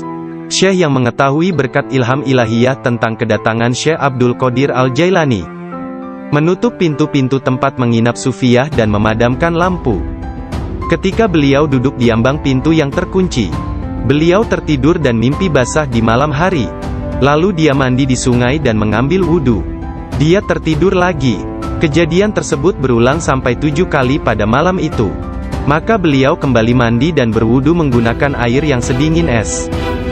Pada esok harinya, pintu gerbang telah terbuka, dan Abdul Qadir memasuki tempat penginapan sufi. Syekh Hamad Ad-Dabas berdiri menyambutnya sambil meneteskan air mata gembira. Dia memeluknya dan berkata, "Wahai putraku Abdul Qadir, keberuntungan adalah milik kami hari ini, tetapi esok, hal itu akan menjadi milikmu. Jangan pernah meninggalkan tarekat ini." Syekh Hamad Ad-Dabas menjadi guru pertama Syekh Abdul Qadir Al-Jailani dalam ilmu pengetahuan tentang kesufian. Dengan memegang tangannya dia mengucapkan sumpah atau berbaiat dan mengikuti jalan kaum sufi. Syekh Abdul Qadir Al-Jailani menceritakan, "Aku banyak belajar dengan guru di Baghdad. Tetapi setiap kali aku tidak dapat memahami sesuatu, atau menemukan secara kebetulan suatu rahasia yang ingin aku ketahui, Syekh Hamad Ad-Dabas menerangkannya kepadaku. Kadang-kadang aku meninggalkannya, untuk mencari pengetahuan dari syekh yang lain tentang tauhid, hadis, fikih dan ilmu-ilmu lainnya. Setiap kali aku kembali, beliau berkata kepadaku, 'Dari mana saja engkau?' 'Kita telah memiliki demikian banyak makanan yang sangat bagus untuk tubuh, pikiran dan jiwa kita, sementara engkau telah pergi, dan kami tidak dapat menahan sesuatu untukmu.' Pada waktu lain, beliau berkata, 'Demi Allah, kemanakah engkau pergi? Adakah seseorang di sekitar sini, yang mengetahui lebih banyak daripadamu?' Para darwis atau para sufi akan mengusikku secara terus-menerus dan berkata, 'Engkau adalah seorang ahli hukum atau ahli fikih, ahli sastra, ahli pengetahuan dan seorang ulama atau alim syariat. Urusan apa yang engkau miliki di antara kita? Mengapa engkau tidak keluar dari sini?' Syekh Hamad Ad-Dabas memarahi mereka dan berkata, 'Betapa memalukan kalian ini. Aku bersumpah bahwa tidak ada seorang pun seperti dia di antara kalian. Tidak ada seorang pun di antara kalian yang akan naik di atas jari kakinya. Jika kalian berpikir aku kasar terhadapnya dan engkau meniruku, aku melakukannya untuk membawanya kepada kesempurnaan dan mengujinya. Aku melihat dia dalam dunia spiritual yang keras seperti batu, besar seperti gunung.'" Syekh Abdul Qadir Al-Jailani merupakan contoh tauladan terbesar dari kenyataan bahwa dalam Islam, mencari ilmu pengetahuan adalah kewajiban suci untuk semua orang, laki-laki dan perempuan dari ayunan hingga liang kubur. Dia menjadi orang bijak terbesar di zamannya. Dia menghafal Al-Quran Al-Karim, dan mempelajari penafsirannya dari Ali Abul Wafa Al-Qail, Abu Hatab Mahfuz, dan Abul Hasan Muhammad Al-Qadi. Menurut beberapa sumber, Abdul Qadir Al-Jailani belajar dengan Qadi Abu Said Al-Mubarak bin Muharrami, ulama terbesar pada zamannya di Baghdad. Meskipun telah mempelajari ilmu-ilmu pengetahuan tentang jalan mistik dari Syekh Hamad Ad-Dabas, dan memasuki jalan tasawuf melalui tangannya, namun Syekh Abdul Qadir Al-Jailani telah diberi hirkah, jubah kesufian, sebagai simbol dari jubah Rasulullah oleh Qadi Abu Said. Garis silsilah ijazah spiritual dari Qadi Abu Said Al-Mubarak bin Ali Al-Muharrami, melalui Syekh Abu Hasan Ali bin Muhammad Al-Qurashi, dari Abul Faraj At-Tursusi dari At-Tamimi, dari Syekh Abu Bakar As-Shibli dari Abul Qasim Al-Junaid, dari Sari As-Sakati dari Ma'ruf Al-Karhi, dari Dawud At-Tayyah dari Habib Al-Jami, dari Hasan Al-Basri dari Imam Ali bin Abi Talib. Imam Ali menerima hirkah, jubah kesufian, dari tangan mulia Nabi Muhammad kekasih Allah, Tuhan semesta alam, dan beliau menerimanya dari malaikat utama Jibril alaihi salam, yang menerimanya dari kebenaran Tuhan, Allah Azza wa Jalla. Seseorang bertanya kepada Syekh Abdul Qadir Al-Jailani, apakah yang dia terima dari Allah Ta'ala? Beliau menjawab, tingkah laku dan pengetahuan yang baik. Qadi Abu Said Al-Muharrami berkata, sesungguhnya Abdul Qadir Al-Jailani menerima hirkah dari tanganku, tetapi aku juga menerima hirkah dari tangannya. Qadi Abu Said Al-Muharrami mengajar di sebuah madrasah miliknya sendiri, di Babul Az di Baghdad. Kemudian dia memberikan madrasah tersebut kepada Syekh Abdul Qadir Al-Jailani, yang mulai mengajar di sana. Syekh Abdul Qadir Al-Jailani telah berusia 50 tahun lebih pada waktu itu. Kata-kata dan ucapannya mempesona dan menakjubkan, sehingga menggugah hati orang-orang yang mendengarnya. Para murid dan jemaahnya semakin berkembang pesat dalam jumlah yang banyak, sehingga tidak ada tempat, baik di dalam ataupun di sekitar madrasah tersebut, untuk menampung para pengikutnya. Syekh Abdul Qadir Al-Jailani berkata mengenai permulaan mengajarnya, pada suatu pagi aku melihat Rasulullah, beliau bertanya kepadaku, mengapa engkau tidak berbicara? Aku berkata, aku adalah orang Persia, bagaimana aku dapat berbicara dengan bahasa Arab yang indah dari Baghdad? Buka mulutmu, beliau berkata, dan kulakukan perintah beliau. Nabi Muhammad lantas meniup nafasnya ke mulutku 7 kali. Lalu berkata, pergilah. Tunjukilah umat manusia, dan ajaklah mereka kepada jalan Tuhanmu, dengan bijak dan kata-kata indah. Aku menjalankan sholat zuhur, dan aku melihat orang telah ramai sedang menungguku berbicara. Ketika melihat mereka, aku menjadi gembira, namun lidahku seakan-akan terkunci. Kemudian aku melihat Imam Ali bin Abi Talib yang diberkati. Dia mendatangiku dan memintaku untuk membuka mulut. Kemudian meniupkan nafasnya sendiri ke dalam mulutku sebanyak 6 kali. Aku bertanya, mengapa Anda tidak melakukannya sebanyak 7 kali, seperti yang dilakukan Rasulullah? Sayyidina Ali berkata, karena rasa hormatku kepada Rasulullah. Kemudian Sayyidina Ali pun menghilang. Dari mulutku yang terbuka, keluarlah kata-kata, sesungguhnya fikiran adalah juru selam, menyelam jauh ke dalam lautan hati untuk menemukan mutiara kebijaksanaan.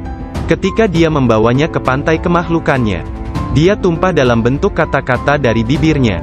Dan dengan itu, dia membeli ketaatan tak ternilai di pasar-pasar ibadah Allah.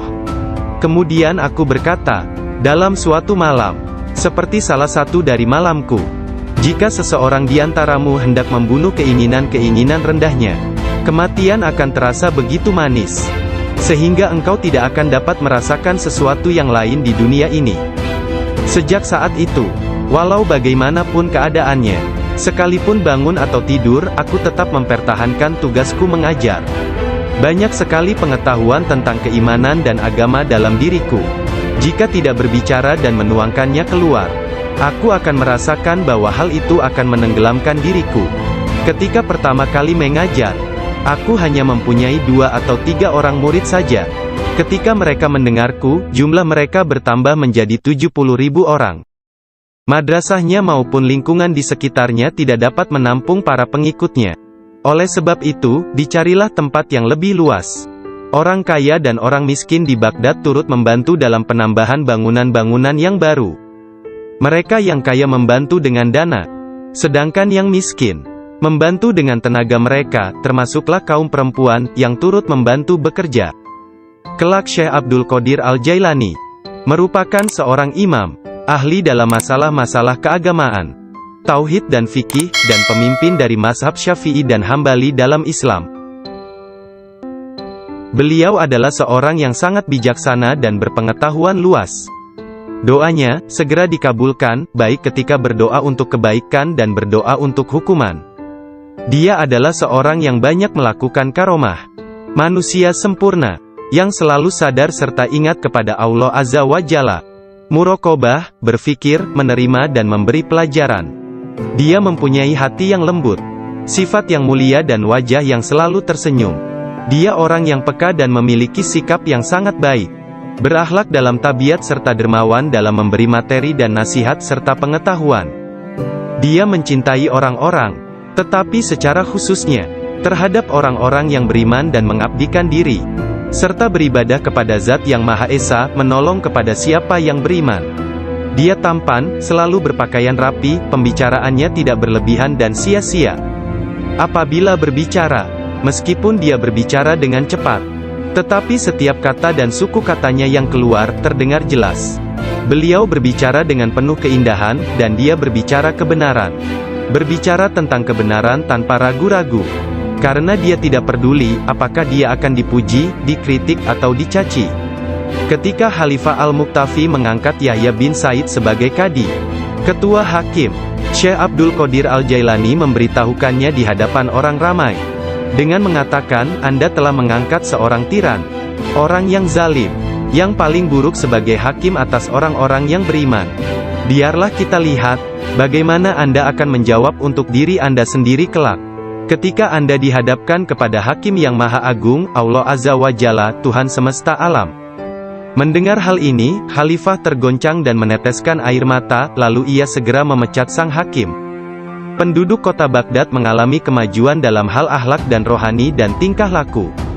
Melalui pengaruhnya, kebanyakan warga kota bertaubat dan menyatakan penyesalan, mengikuti akhlak yang baik dan perintah-perintah Islam. Syekh Abdul Qadir Al-Jailani dicintai dan dihormati oleh setiap orang, dan pengaruhnya tersebar kemana-mana. Orang-orang berbudi mencintainya, sedangkan para tiran, orang yang zalim, dan orang jahat takut kepadanya.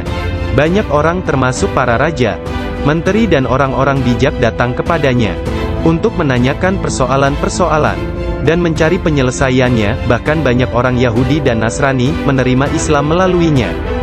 Dalam pengajaran dan pelayanannya kepada umat manusia, dia menggunakan sifat-sifat yang diwarisi oleh Yang Maha Tinggi. Syekh Abdul Qadir Al-Jailani berkata, seorang syekh spiritual bukan seorang guru yang sebenarnya, kecuali kalau dirinya memiliki 12 sifat.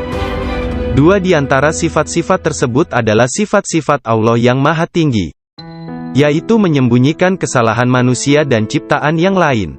Tidak hanya dari orang-orang lain tetapi bahkan dari diri mereka sendiri. Dan memiliki rasa kasih dan kemauan memaafkan untuk dosa yang terburuk sekalipun. Dua sifat diwarisi oleh Nabi Muhammad, yaitu cinta dan lemah lembut.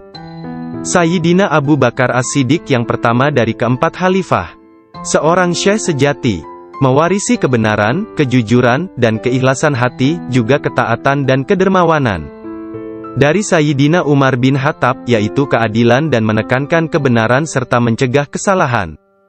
Dari Sayyidina Utsman bin Affan, yaitu kerendahan hati dan bangun serta berdoa ketika manusia lainnya dalam keadaan tertidur.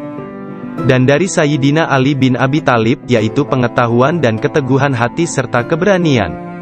Syekh Abdul Qadir Al-Jailani sangat sayang kepada puluhan ribu pengikutnya, sebagaimana seorang ayah sayang kepada anaknya.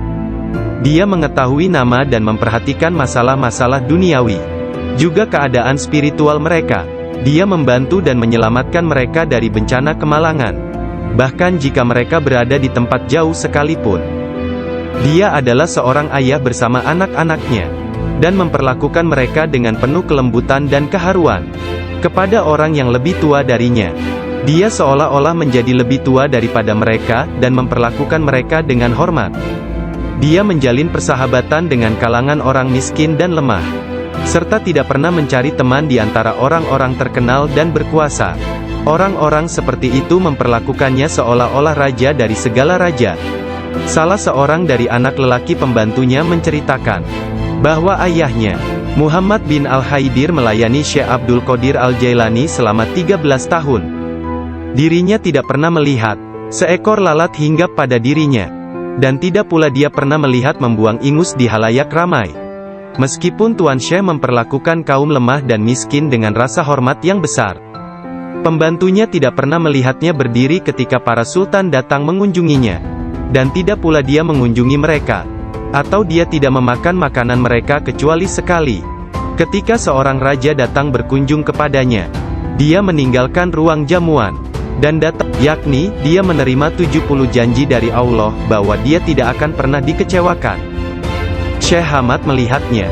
Dia berkata, tidak akan pernah ada yang mampu keberatan pada orang yang diberkati dengan janji ilahiyah seperti itu.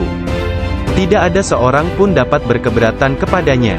Allah Ta'ala memberkati siapa saja yang dia kehendaki di antara hamba-hambanya.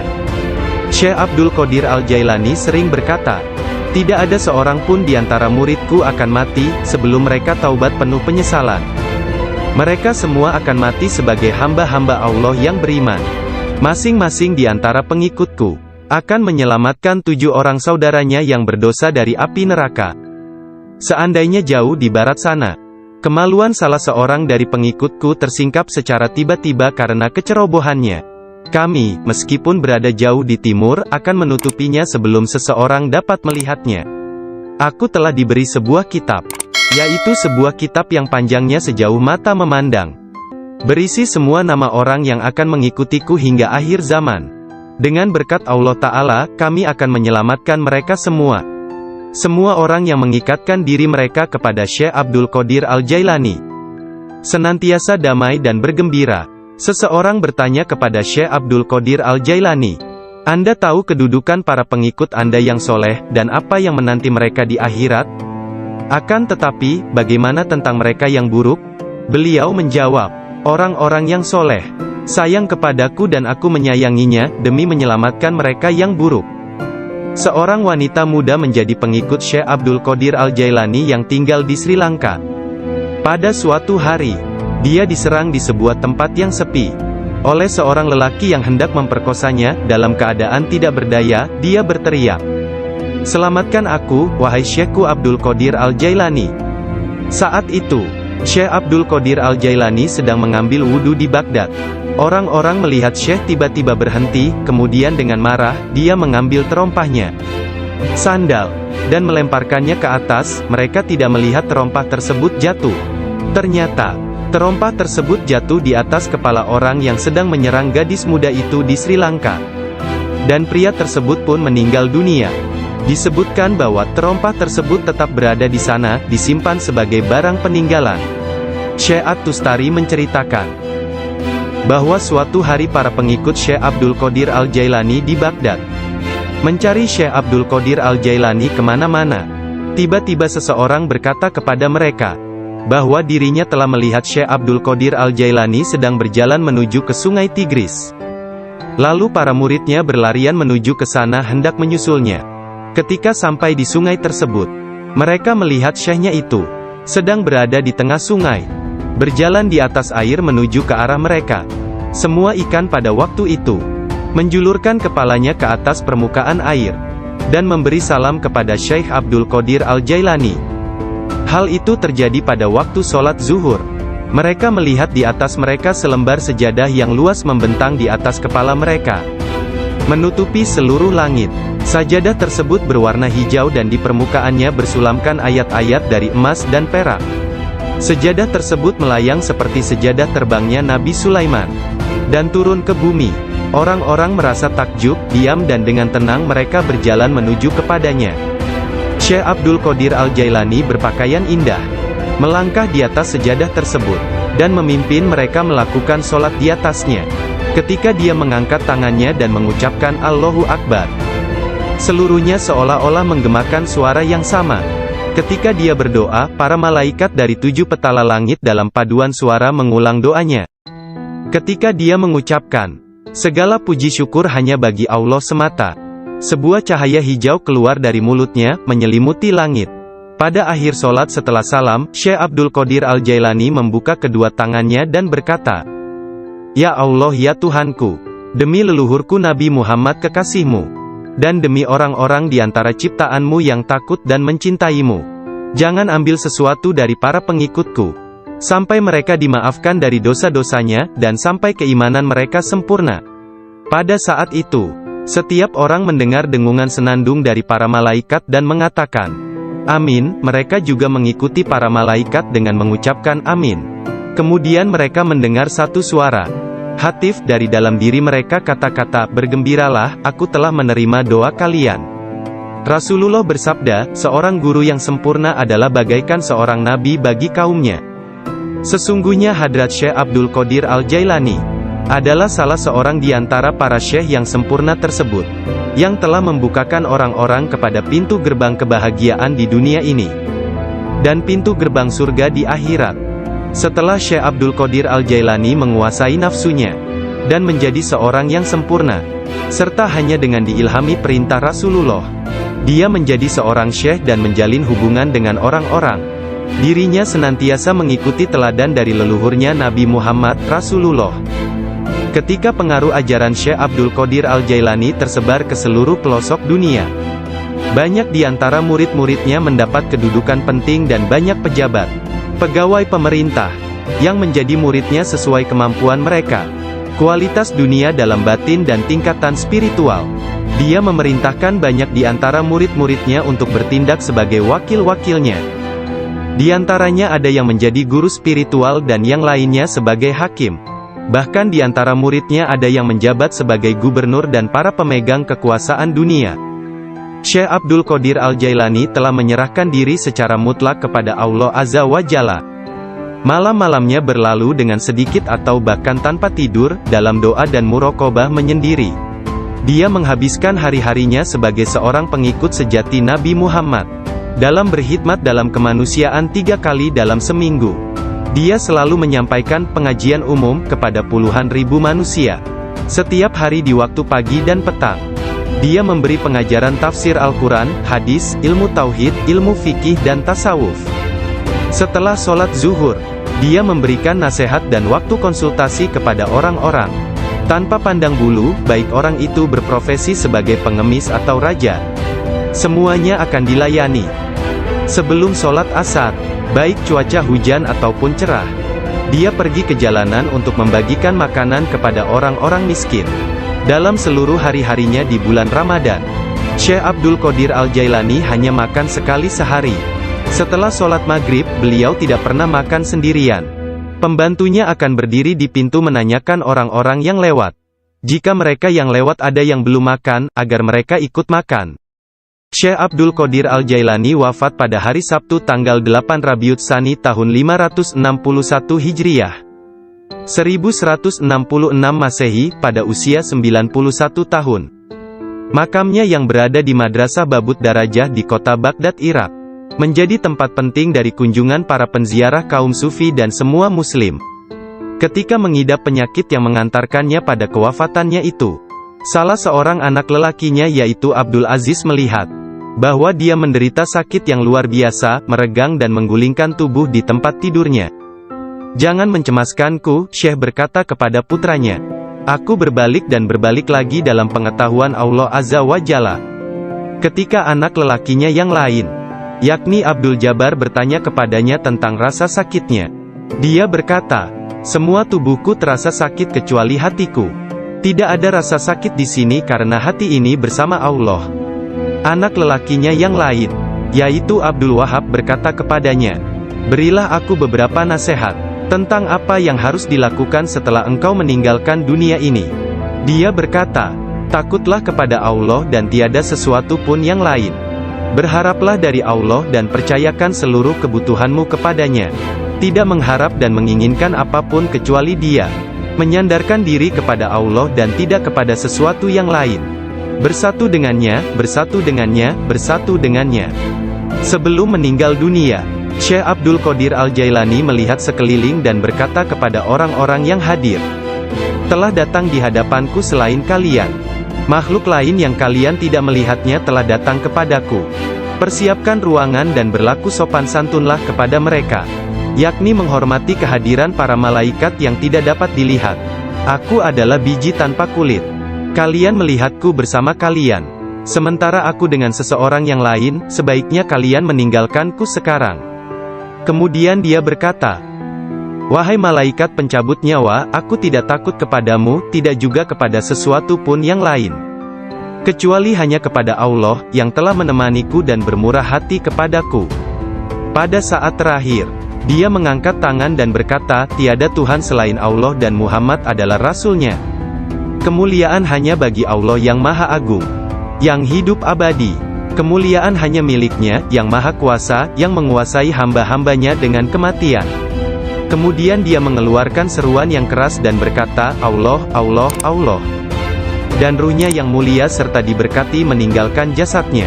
Maka wafatlah kekasih Allah menghadap keharibaan. Nama lengkap Syekh Abdul Qadir Al-Jailani berikut nasab dari pihak ayah. Adalah Abu Muhammad Abdul Qadir bin Abu Sahih Musa bin Janka Dausat, Janki Doasti, bin Abdullah, bin Yahya Az-Zahid bin Muhammad bin Dawud, bin Musa bin Abdullah bin Musa Al-Juni bin Abdullah bin Al-Mahdi, bin Hasan Al-Musana bin Hasan bin Ali bin Abi Talib dan Fatimah Az-Zahra. Silsilah nasab Syekh Abdul Qadir Al-Jailani bersambung kepada Nabi Muhammad Rasulullah. Dari putri beliau yang bernama Sayyidah Fatimah Az-Zahra, istri Sayyidina Ali bin Abi Talib. Adapun silsilah dari ibunya adalah Abdul Qadir bin Fatimah binti Abdullah, bin Abu Jamaluddin bin Tahir bin Abdullah bin Kamaluddin Isa, bin Muhammad Al-Jawad bin Ali Ar-Rida bin Musa Al-Kazim, bin Jafar As-Sadiq bin Muhammad Al-Bakir bin Ali Zainul Abidin, bin Husain bin Ali bin Abi Talib. Sepanjang masa bayinya, Syekh Abdul Qadir Jailani tidak pernah makan selama bulan puasa. Suatu ketika pada awal Ramadan, cuaca mendung dan orang-orang tidak dapat melihat bulan baru. Tidak tahu apakah bulan Ramadan sesungguhnya telah masuk atau belum. Mereka datang kepada Ummul Khair Fatimah, ibunda Syekh Abdul Qadir, dan menanyakan apakah si anak sudah makan hari itu. Karena dia belum makan, mereka menetapkan bahwa puasa telah dimulai. Abdul Qadir Al-Jailani menceritakan, ketika kecil, setiap hari aku selalu didatangi seorang malaikat dalam bentuk pemuda tampan. Dia berjalan bersamaku dari rumah ke madrasah, dan membuat anak-anak lain di dalam kelas memberiku tempat di barisan pertama. Dia tinggal bersamaku sepanjang hari dan kemudian membawaku pulang ke rumah. Dalam sehari, aku belajar lebih banyak daripada murid lain yang belajar dalam satu minggu. Awalnya aku tidak tahu siapa dia. Suatu hari, aku bertanya kepadanya, dan dia berkata, aku salah satu malaikat Allah. Dia mengirim dan memerintahku untuk bersamamu selama engkau belajar. Beliau kembali menceritakan mengenai masa kanak-kanaknya. Dia berkata, setiap kali ingin pergi bermain dengan anak-anak lain, aku mendengar satu suara berkata, datanglah kepadaku sebagai gantinya, wahai orang yang diberkati. Datanglah kepadaku. Dalam keadaan ketakutan, aku pergi dan mencari ketenangan di balik lengan ibuku. Sekarang, bahkan dalam ketaatan penuh dan halwat yang panjang, aku tidak dapat mendengar dengan jelas suara tersebut. Ketika Abdul Qadir Al-Jailani ditanya oleh seseorang, apa kuncinya yang membawa dirinya pada tingkatan spiritual yang tinggi? Beliau berkata, kejujuran yang telah aku janjikan kepada ibuku. Abdul Qadir Al-Jailani menceritakannya sebagai berikut. Suatu hari, malam Aidul Adha, aku pergi ke ladang kami untuk membantu menggarap tanah. Semasa aku berjalan di belakang lembu jantan, dia memalingkan kepalanya dan memandangku seraya berkata, engkau tidak diciptakan untuk pekerjaan ini. Sungguh, aku sangat ketakutan dan berlari ke rumah dan memanjat ke atap rumah petak bertingkat. Ketika melihat keluar, tiba-tiba aku melihat para jemaah haji sedang berkumpul wukuf di Padang Arafah. Di Arabia, tepat di depanku. Lalu aku segera pergi menemui ibuku, yang waktu itu sudah menjadi janda, dan meminta kepadanya, kirimlah aku ke jalan kebenaran, dan berilah aku izin untuk pergi ke Baghdad, untuk mendapatkan ilmu pengetahuan bersama-sama orang bijak, dan orang-orang yang dekat kepada Allah Azza wa Jalla. Ibu bertanya kepadaku, apa alasan permintaanmu yang tiba-tiba tersebut? Aku mengatakan kepadanya apa yang telah terjadi pada diriku. Beliau menangis mendengar ceritaku, lalu mengeluarkan 80 keping emas. Semuanya adalah warisan ayahku.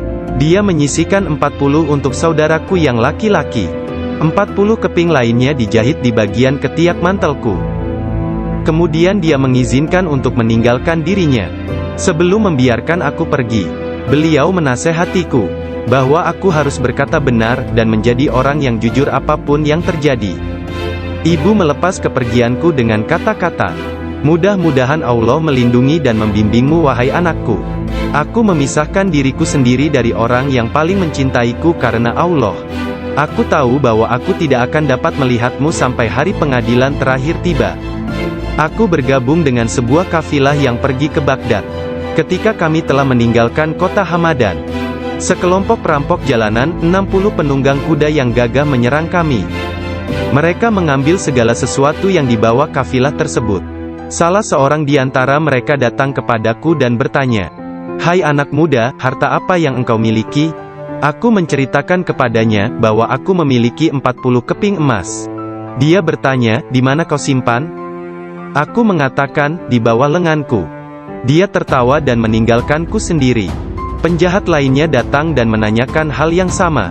Dan aku pun mengatakan hal yang sebenarnya. Dia juga meninggalkanku sendirian.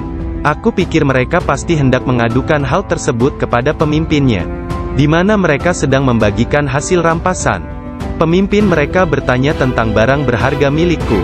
Aku mengatakan kepadanya bahwa aku memiliki 40 keping emas yang dijahit di mantelku di bawah ketiak. Pemimpin perampok lalu mengambil mantelku dan merobek di bagian lengannya, dan menemukan emas tersebut. Kemudian dia menatap takjub kepadaku dan berkata, "Uangmu telah aman. Apa yang membuatmu untuk menceritakan kepada kami bahwa engkau memilikinya, dan memberitahukan tempat di mana engkau menyembunyikannya?" Aku menjawab, "Aku harus mengatakan yang benar dalam keadaan apapun juga, sebagaimana yang telah aku janjikan kepada ibuku."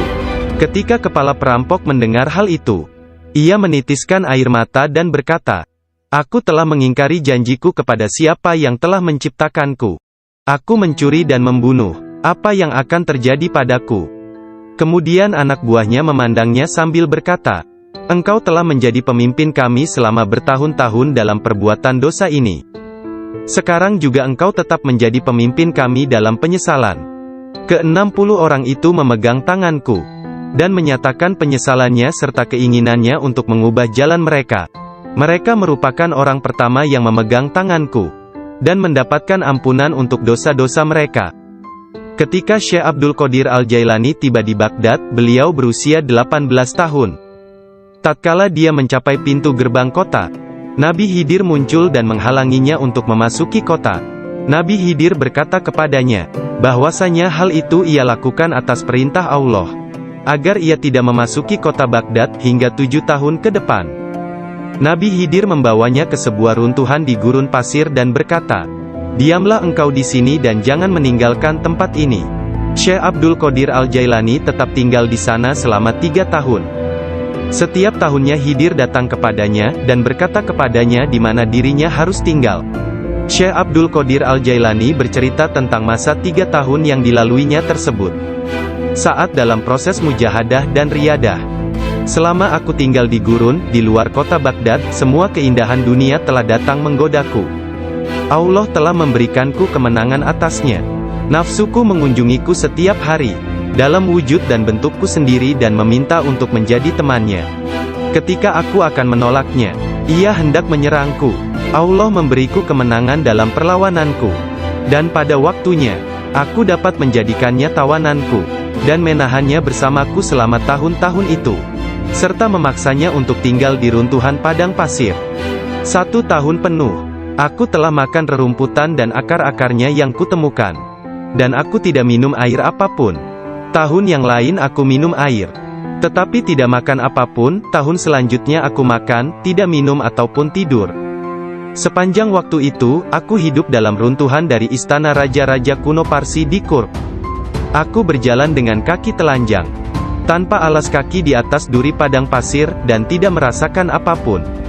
Setiap kali aku melihat sebuah batu, atau bukit yang terjal aku memanjatnya. Aku tidak memberikan istirahat 1 menit pun, atau menyenangkan nafsuku kepada keinginan-keinginan rendah badaniah jasmaniku. Pada akhir dari masa 7 tahun itu, aku mendengar satu suara pada suatu malam. Hai Abdul Qadir, engkau sekarang diizinkan memasuki kota Baghdad. Aku tiba di Baghdad dan melewatkan beberapa hari di sana. Tetapi aku tidak dapat berada di sana dalam keadaan yang penuh hasutan, kejahatan, tipu daya, yang telah menjadi kebiasaan kota. Lalu untuk menyelamatkan diriku sendiri dari kejahatan kota, yang telah mengalami kemerosotan akhlak guna menyelamatkan keimananku, aku meninggalkannya. Hanya kitab suci Al-Quran yang kubawa bersamaku. Saat tiba di pintu gerbang, dalam perjalanan untuk berkholwat di padang pasir, aku mendengar satu suara, "Kemana engkau hendak pergi?" Kata suara itu, "Kembalilah, engkau harus melayani orang-orang." "Apa yang dapat kupedulikan tentang orang lain?" sanggahku. "Aku ingin menyelamatkan keimananku. Kembalilah dan jangan pernah merasa bimbang terhadap keimananmu." Suara itu melanjutkan, "Tidak ada sesuatu pun yang akan membahayakanmu." Aku sungguh tidak dapat melihat orang yang berkata tersebut. Kemudian sesuatu terjadi padaku. Aku terputus dari keadaan lahiriah, lalu tenggelam dalam keadaan tafakur. Sampai hari berikutnya, aku memusatkan pikiran pada sebuah harapan dan berdoa kepada Allah, agar Dia membukakan selubung untukku, sehingga aku tahu apa yang harus aku lakukan. Hari berikutnya, ketika tengah berkeliling di sebuah permukiman bernama Muzafariyah, seorang lelaki yang sebelumnya tidak pernah kulihat, membuka pintu rumahnya dan mempersilakanku untuk masuk. "Mari Abdul Qadir." Ketika aku sampai di pintunya, dia berkata, "Katakan kepadaku, apa yang engkau harapkan dari Allah? Doa apa yang telah engkau panjatkan kemarin?" Saat itu aku ketakutan, namun diliputi penuh ketakjuban. Aku tidak dapat menemukan kata-kata untuk menjawabnya. Lelaki itu memandang ke wajahku, dan menghempaskan pintu dengan kasar, hingga membuat debu yang berkumpul di sekelilingku terbang menutupi seluruh tubuhku. Aku berjalan pergi sambil mempertanyakan apa yang telah kuminta dari Allah sehari sebelumnya. Kemudian ingatlah aku segera balik arah untuk kembali, dan mengatakan kepada lelaki tersebut. Tetapi aku tidak dapat menemukannya, baik rumah ataupun dirinya. Aku sangat bimbang, ketika menyadari bahwa dia adalah seorang yang dekat kepada Allah Ta'ala. Sungguh, akhirnya aku mengetahui, beliau adalah Syekh Hamad Ad-Dabas yang telah menjadi guruku. Pada suatu malam yang dingin dan hujan gerimis, satu tangan yang tidak terlihat jelas membawa Syekh Abdul Qadir Al-Jailani ke tempat bermalam para sufi atau zawiyah, milik Syekh Abdul Hamad bin Muslim Ad-Dabas. Syekh yang mengetahui berkat ilham ilahiyah tentang kedatangan Syekh Abdul Qadir Al-Jailani, menutup pintu-pintu tempat menginap sufiyah dan memadamkan lampu. Ketika beliau duduk di ambang pintu yang terkunci, beliau tertidur dan mimpi basah di malam hari. Lalu dia mandi di sungai dan mengambil wudhu. Dia tertidur lagi. Kejadian tersebut berulang sampai 7 kali pada malam itu. Maka beliau kembali mandi dan berwudhu menggunakan air yang sedingin es. Pada esok harinya, pintu gerbang telah terbuka, dan Abdul Qadir memasuki tempat penginapan sufi. Syekh Hamad Ad-Dabas berdiri menyambutnya sambil meneteskan air mata gembira. Dia memeluknya dan berkata, "Wahai putraku Abdul Qadir, keberuntungan adalah milik kami hari ini, tetapi esok, hal itu akan menjadi milikmu. Jangan pernah meninggalkan tarekat ini." Syekh Hamad Ad-Dabas menjadi guru pertama Syekh Abdul Qadir Al-Jailani dalam ilmu pengetahuan tentang kesufian. Dengan memegang tangannya dia mengucapkan sumpah atau berbaiat dan mengikuti jalan kaum sufi. Syekh Abdul Qadir Al-Jailani menceritakan, "Aku banyak belajar dengan guru di Baghdad. Tetapi setiap kali aku tidak dapat memahami sesuatu, atau menemukan secara kebetulan suatu rahasia yang ingin aku ketahui, Syekh Hamad Ad-Dabas menerangkannya kepadaku. Kadang-kadang aku meninggalkannya untuk mencari pengetahuan dari syekh yang lain tentang tauhid, hadis, fikih dan ilmu-ilmu lainnya. Setiap kali aku kembali, beliau berkata kepadaku, 'Dari mana saja engkau?' Kita telah memiliki demikian banyak makanan yang sangat bagus untuk tubuh, pikiran dan jiwa kita, sementara engkau telah pergi, dan kami tidak dapat menahan sesuatu untukmu. Pada waktu lain, beliau berkata, "Demi Allah, kemanakah engkau pergi? Adakah seseorang di sekitar sini, yang mengetahui lebih banyak daripadamu?" Para darwis atau para sufi akan mengusikku secara terus-menerus dan berkata, "Engkau adalah seorang ahli hukum atau ahli fikih, ahli sastra, ahli pengetahuan dan seorang ulama atau alim syariat. Urusan apa yang engkau miliki di antara kita? Mengapa engkau tidak keluar dari sini?" Syekh Hamad Ad-Dabas memarahi mereka dan berkata, "Betapa memalukan kalian ini. Aku bersumpah bahwa tidak ada seorang pun seperti dia di antara kalian. Tidak ada seorang pun di antara kalian yang akan naik di atas jari kakinya. Jika kalian berpikir aku kasar terhadapnya dan engkau meniruku, aku melakukannya untuk membawanya kepada kesempurnaan dan mengujinya. Aku melihat dia dalam dunia spiritual yang keras seperti batu, besar seperti gunung." Syekh Abdul Qadir Al-Jailani merupakan contoh tauladan terbesar dari kenyataan bahwa dalam Islam, mencari ilmu pengetahuan adalah kewajiban suci untuk semua orang, laki-laki dan perempuan dari ayunan hingga liang kubur. Dia menjadi orang bijak terbesar di zamannya. Dia menghafal Al-Quran Al-Karim dan mempelajari penafsirannya dari Ali Abul Wafa Al-Kail, Abu Hatab Mahfuz, dan Abul Hasan Muhammad Al-Qadi. Menurut beberapa sumber, Abdul Qadir Al-Jailani belajar dengan Qadi Abu Said Al-Mubarak bin Muharrami, ulama terbesar pada zamannya di Baghdad. Meskipun telah mempelajari ilmu-ilmu pengetahuan tentang jalan mistik dari Syekh Hamad Ad-Dabas, dan memasuki jalan tasawuf melalui tangannya, namun Syekh Abdul Qadir Al-Jailani telah diberi hirkah, jubah kesufian, sebagai simbol dari jubah Rasulullah oleh Qadi Abu Said. Garis silsilah ijazah spiritual dari Qadi Abu Said Al-Mubarak bin Ali Al-Muharrami, melalui Syekh Abu Hasan Ali bin Muhammad Al-Qurashi, dari Abul Faraj At-Tursusi dari At-Tamimi, dari Syekh Abu Bakar As-Shibli dari Abul Qasim Al-Junaid, dari Sari As-Sakati dari Ma'ruf Al-Karhi, dari Dawud At-Tayyah dari Habib Al-Jami, dari Hasan Al-Basri dari Imam Ali bin Abi Talib. Imam Ali menerima hirkah, jubah kesufian, dari tangan mulia Nabi Muhammad kekasih Allah, Tuhan semesta alam, dan beliau menerimanya dari malaikat utama Jibril alaihi salam, yang menerimanya dari kebenaran Tuhan, Allah Azza wa Jalla. Seseorang bertanya kepada Syekh Abdul Qadir Al-Jailani, apakah yang dia terima dari Allah Ta'ala? Beliau menjawab, tingkah laku dan pengetahuan yang baik. Qadi Abu Said Al-Muharrami berkata, "Sesungguhnya Abdul Qadir Al-Jailani menerima hirkah dari tanganku, tetapi aku juga menerima hirkah dari tangannya." Qadi Abu Said Al-Muharrami mengajar di sebuah madrasah miliknya sendiri, di Babul Az di Baghdad. Kemudian dia memberikan madrasah tersebut kepada Syekh Abdul Qadir Al-Jailani, yang mulai mengajar di sana. Syekh Abdul Qadir Al-Jailani telah berusia 50 tahun lebih pada waktu itu. Kata-kata dan ucapannya mempesona dan menakjubkan, sehingga menggugah hati orang-orang yang mendengarnya. Para murid dan jemaahnya semakin berkembang pesat dalam jumlah yang banyak, sehingga tidak ada tempat, baik di dalam ataupun di sekitar madrasah tersebut, untuk menampung para pengikutnya. Syekh Abdul Qadir Al-Jailani berkata mengenai permulaan mengajarnya, "Pada suatu pagi aku melihat Rasulullah, beliau bertanya kepadaku, 'Mengapa engkau tidak berbicara?' Aku berkata, 'Aku adalah orang Persia, bagaimana aku dapat berbicara dengan bahasa Arab yang indah dari Baghdad?' 'Buka mulutmu,' beliau berkata, dan kulakukan perintah beliau. Nabi Muhammad lantas meniup nafasnya ke mulutku 7 kali. Lalu berkata, 'Pergilah, tunjukilah umat manusia, dan ajaklah mereka kepada jalan Tuhanmu, dengan bijak dan kata-kata indah.' Aku menjalankan sholat zuhur, dan aku melihat orang telah ramai sedang menungguku berbicara. Ketika melihat mereka, aku menjadi gembira, namun lidahku seakan-akan terkunci. Kemudian aku melihat Imam Ali bin Abi Talib yang diberkati. Dia mendatangiku dan memintaku untuk membuka mulut.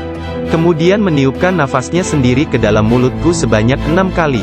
Aku bertanya, 'Mengapa Anda tidak melakukannya sebanyak 7 kali, seperti yang dilakukan Rasulullah?' Sayyidina Ali berkata, 'Karena rasa hormatku kepada Rasulullah.' Kemudian Sayyidina Ali pun menghilang.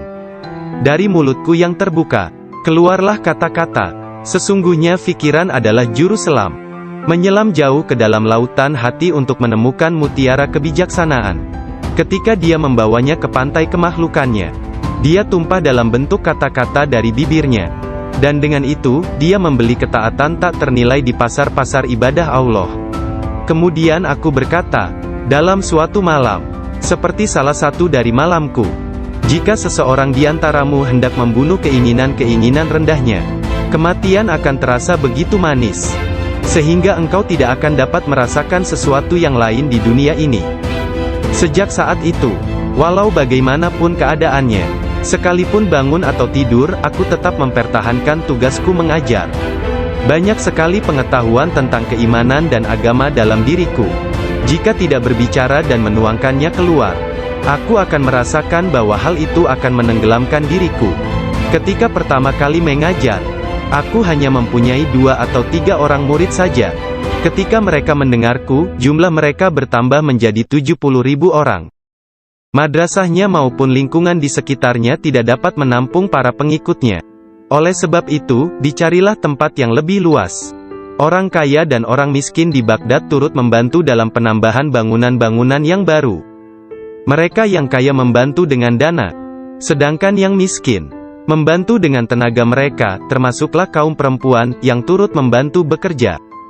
Kelak Syekh Abdul Qadir Al-Jailani merupakan seorang imam, ahli dalam masalah-masalah keagamaan, tauhid dan fikih, dan pemimpin dari mazhab Syafi'i dan Hambali dalam Islam.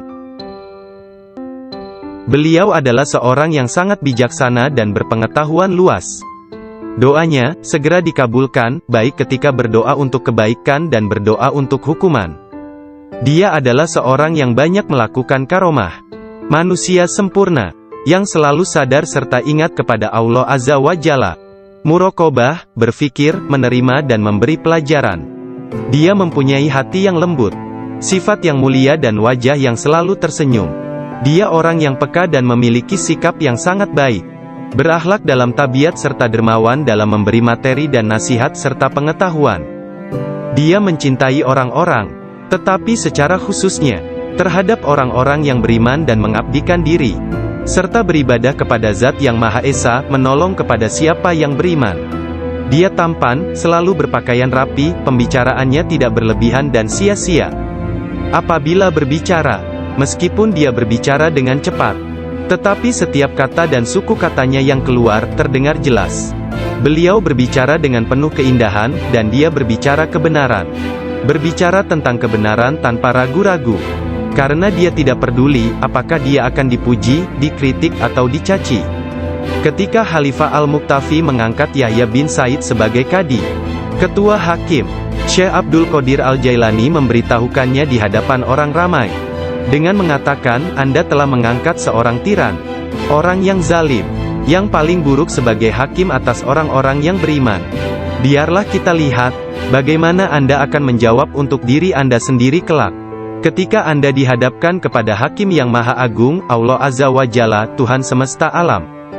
Mendengar hal ini, Khalifah tergoncang dan meneteskan air mata, lalu ia segera memecat sang hakim.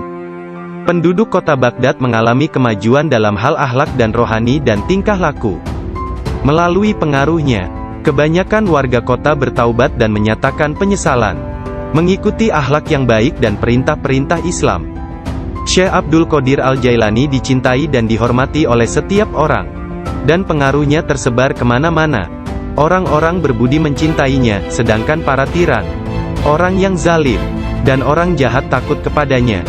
Banyak orang termasuk para raja, menteri dan orang-orang bijak datang kepadanya, untuk menanyakan persoalan-persoalan, dan mencari penyelesaiannya. Bahkan banyak orang Yahudi dan Nasrani menerima Islam melaluinya. Dalam pengajaran dan pelayanannya kepada umat manusia, dia menggunakan sifat-sifat yang diwarisi oleh Yang Maha Tinggi. Syekh Abdul Qadir Al-Jailani berkata, seorang syekh spiritual bukan seorang guru yang sebenarnya, kecuali kalau dirinya memiliki 12 sifat. 2 di antara sifat-sifat tersebut adalah sifat-sifat Allah yang Maha Tinggi, yaitu menyembunyikan kesalahan manusia dan ciptaan yang lain. Tidak hanya dari orang-orang lain tetapi bahkan dari diri mereka sendiri. Dan memiliki rasa kasih dan kemauan memaafkan untuk dosa yang terburuk sekalipun. 2 sifat diwarisi oleh Nabi Muhammad, yaitu cinta dan lemah lembut. Sayyidina Abu Bakar As-Siddiq yang pertama dari keempat khalifah. Seorang syekh sejati, mewarisi kebenaran, kejujuran, dan keikhlasan hati, juga ketaatan dan kedermawanan. Dari Sayyidina Umar bin Khattab, yaitu keadilan dan menekankan kebenaran serta mencegah kesalahan. Dari Sayyidina Utsman bin Affan, yaitu kerendahan hati dan bangun serta berdoa ketika manusia lainnya dalam keadaan tertidur. Dan dari Sayyidina Ali bin Abi Thalib, yaitu pengetahuan dan keteguhan hati serta keberanian. Syekh Abdul Qadir Al-Jailani sangat sayang kepada puluhan ribu pengikutnya, sebagaimana seorang ayah sayang kepada anaknya. Dia mengetahui nama dan memperhatikan masalah-masalah duniawi, juga keadaan spiritual mereka. Dia membantu dan menyelamatkan mereka dari bencana kemalangan, bahkan jika mereka berada di tempat jauh sekalipun. Dia adalah seorang ayah bersama anak-anaknya, dan memperlakukan mereka dengan penuh kelembutan dan keharuan.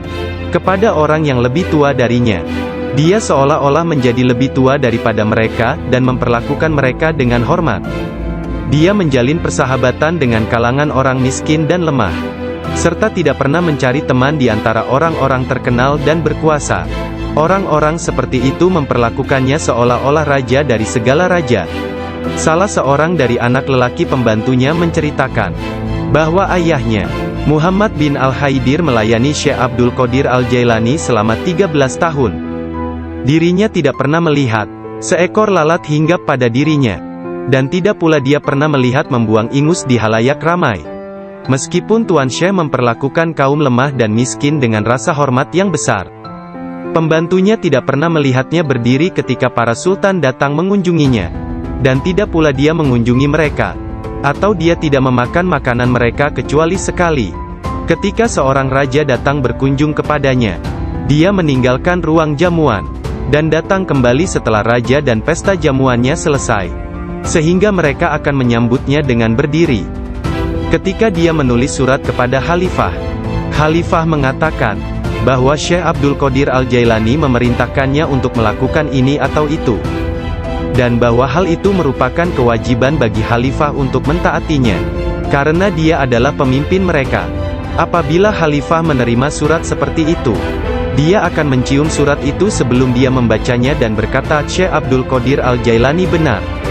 Sesungguhnya dia mengatakan kebenaran.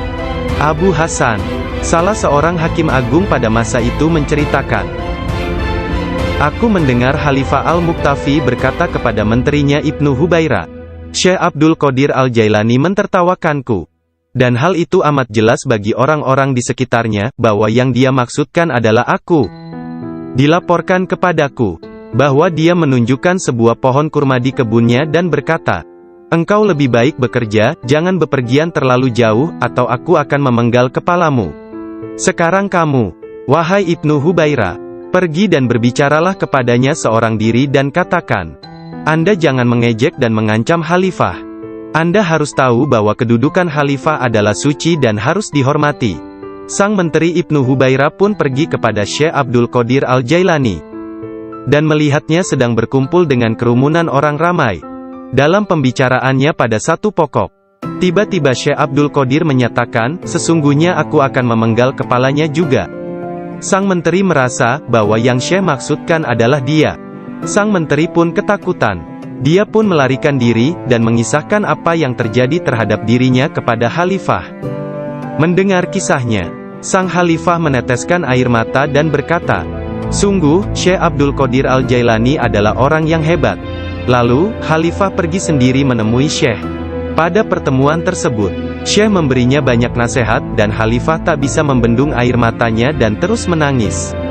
Meskipun sangat belas kasihan, dan memiliki pribadi dan sikap yang sangat baik, lemah lembut dan mencintai, menepati janji, adil dan keras dalam pengadilannya, Syekh Abdul Qadir Al-Jailani tidak pernah memperlihatkan kemarahan. Apabila kesalahan tersebut hanya menyangkut pribadinya, tetapi sesuatu kesalahan yang dilakukan terhadap keimanan dan agama, dia akan marah besar dan memberi hukuman yang berat. Syekh Abu Najib As-Surawardi menceritakan, pada tahun 523 Hijriah, aku bersama Syekh Hamad, guru Syekh Abdul Qadir Al-Jailani yang juga hadir, Ketika itu Syekh Abdul Qadir Al-Jailani membuat pernyataan keras. Mendengar itu, Syekh Hamad berkata kepadanya, "Wahai Abdul Qadir, engkau berbicara terlalu angkuh. Aku khawatir Allah tidak ridha kepadamu." Syekh Abdul Qadir Al-Jailani meletakkan tangannya di atas dada Syekh Hamad lalu berkata, "Lihat telapak tanganku dengan mata hati, dan berkata lagi, dan katakan kepadaku, apa yang tertulis di atasnya?" Ketika Syekh Hamad tidak dapat mengatakannya, Syekh Abdul Qadir Al-Jailani mengangkat tangan dari dada Syekh Hamad, dan memperlihatkan tangan tersebut kepadanya. Di atasnya tertulis tulisan bercahaya, yakni, dia menerima 70 janji dari Allah, bahwa dia tidak akan pernah dikecewakan. Syekh Hamad melihatnya. Dia berkata, tidak akan pernah ada yang mampu keberatan pada orang yang diberkati dengan janji ilahiyah seperti itu. Tidak ada seorang pun dapat berkeberatan kepadanya. Allah Ta'ala memberkati siapa saja yang dia kehendaki di antara hamba-hambanya. Syekh Abdul Qadir Al-Jailani sering berkata, tidak ada seorang pun di antara muridku akan mati, sebelum mereka taubat penuh penyesalan. Mereka semua akan mati sebagai hamba-hamba Allah yang beriman. Masing-masing di antara pengikutku akan menyelamatkan 7 orang saudaranya yang berdosa dari api neraka. Seandainya jauh di barat sana, kemaluan salah seorang dari pengikutku tersingkap secara tiba-tiba karena kecerobohannya, kami, meskipun berada jauh di timur, akan menutupinya sebelum seseorang dapat melihatnya. Aku telah diberi sebuah kitab, yaitu sebuah kitab yang panjangnya sejauh mata memandang, berisi semua nama orang yang akan mengikutiku hingga akhir zaman. Dengan berkat Allah Ta'ala, kami akan menyelamatkan mereka semua. Semua orang yang mengikatkan diri mereka kepada Syekh Abdul Qadir Al-Jailani senantiasa damai dan bergembira. Seseorang bertanya kepada Syekh Abdul Qadir Al-Jailani, Anda tahu kedudukan para pengikut Anda yang soleh, dan apa yang menanti mereka di akhirat? Akan tetapi, bagaimana tentang mereka yang buruk? Beliau menjawab, orang-orang yang soleh sayang kepadaku dan aku menyayanginya, demi menyelamatkan mereka yang buruk. Seorang wanita muda menjadi pengikut Syekh Abdul Qadir Al-Jailani yang tinggal di Sri Lanka. Pada suatu hari, dia diserang di sebuah tempat yang sepi oleh seorang lelaki yang hendak memperkosanya. Dalam keadaan tidak berdaya, dia berteriak, "Selamatkan aku, wahai Syekhku Abdul Qadir Al-Jailani." Saat itu, Syekh Abdul Qadir Al-Jailani sedang mengambil wudhu di Baghdad. Orang-orang melihat Syekh tiba-tiba berhenti, kemudian dengan marah, dia mengambil terompahnya, sandal, dan melemparkannya ke atas. Mereka tidak melihat terompah tersebut jatuh. Ternyata, terompah tersebut jatuh di atas kepala orang yang sedang menyerang gadis muda itu di Sri Lanka. Dan pria tersebut pun meninggal dunia. Disebutkan bahwa terompah tersebut tetap berada di sana, disimpan sebagai barang peninggalan. Syekh At-Tustari menceritakan bahwa suatu hari para pengikut Syekh Abdul Qadir Al-Jailani di Baghdad mencari Syekh Abdul Qadir Al-Jailani kemana-mana. Tiba-tiba seseorang berkata kepada mereka bahwa dirinya telah melihat Syekh Abdul Qadir Al-Jailani sedang berjalan menuju ke sungai Tigris. Lalu para muridnya berlarian menuju ke sana hendak menyusulnya. Ketika sampai di sungai tersebut, mereka melihat syekhnya itu sedang berada di tengah sungai, berjalan di atas air menuju ke arah mereka. Semua ikan pada waktu itu menjulurkan kepalanya ke atas permukaan air, dan memberi salam kepada Syekh Abdul Qadir Al-Jailani. Hal itu terjadi pada waktu sholat zuhur. Mereka melihat di atas mereka selembar sejadah yang luas membentang di atas kepala mereka, menutupi seluruh langit. Sajadah tersebut berwarna hijau dan di permukaannya bersulamkan ayat-ayat dari emas dan perak. Sejadah tersebut melayang seperti sejadah terbangnya Nabi Sulaiman, dan turun ke bumi. Orang-orang merasa takjub, diam dan dengan tenang mereka berjalan menuju kepadanya. Syekh Abdul Qadir Al-Jailani berpakaian indah, melangkah di atas sejadah tersebut, dan memimpin mereka melakukan sholat di atasnya. Ketika dia mengangkat tangannya dan mengucapkan Allahu Akbar, seluruhnya seolah-olah menggemakan suara yang sama.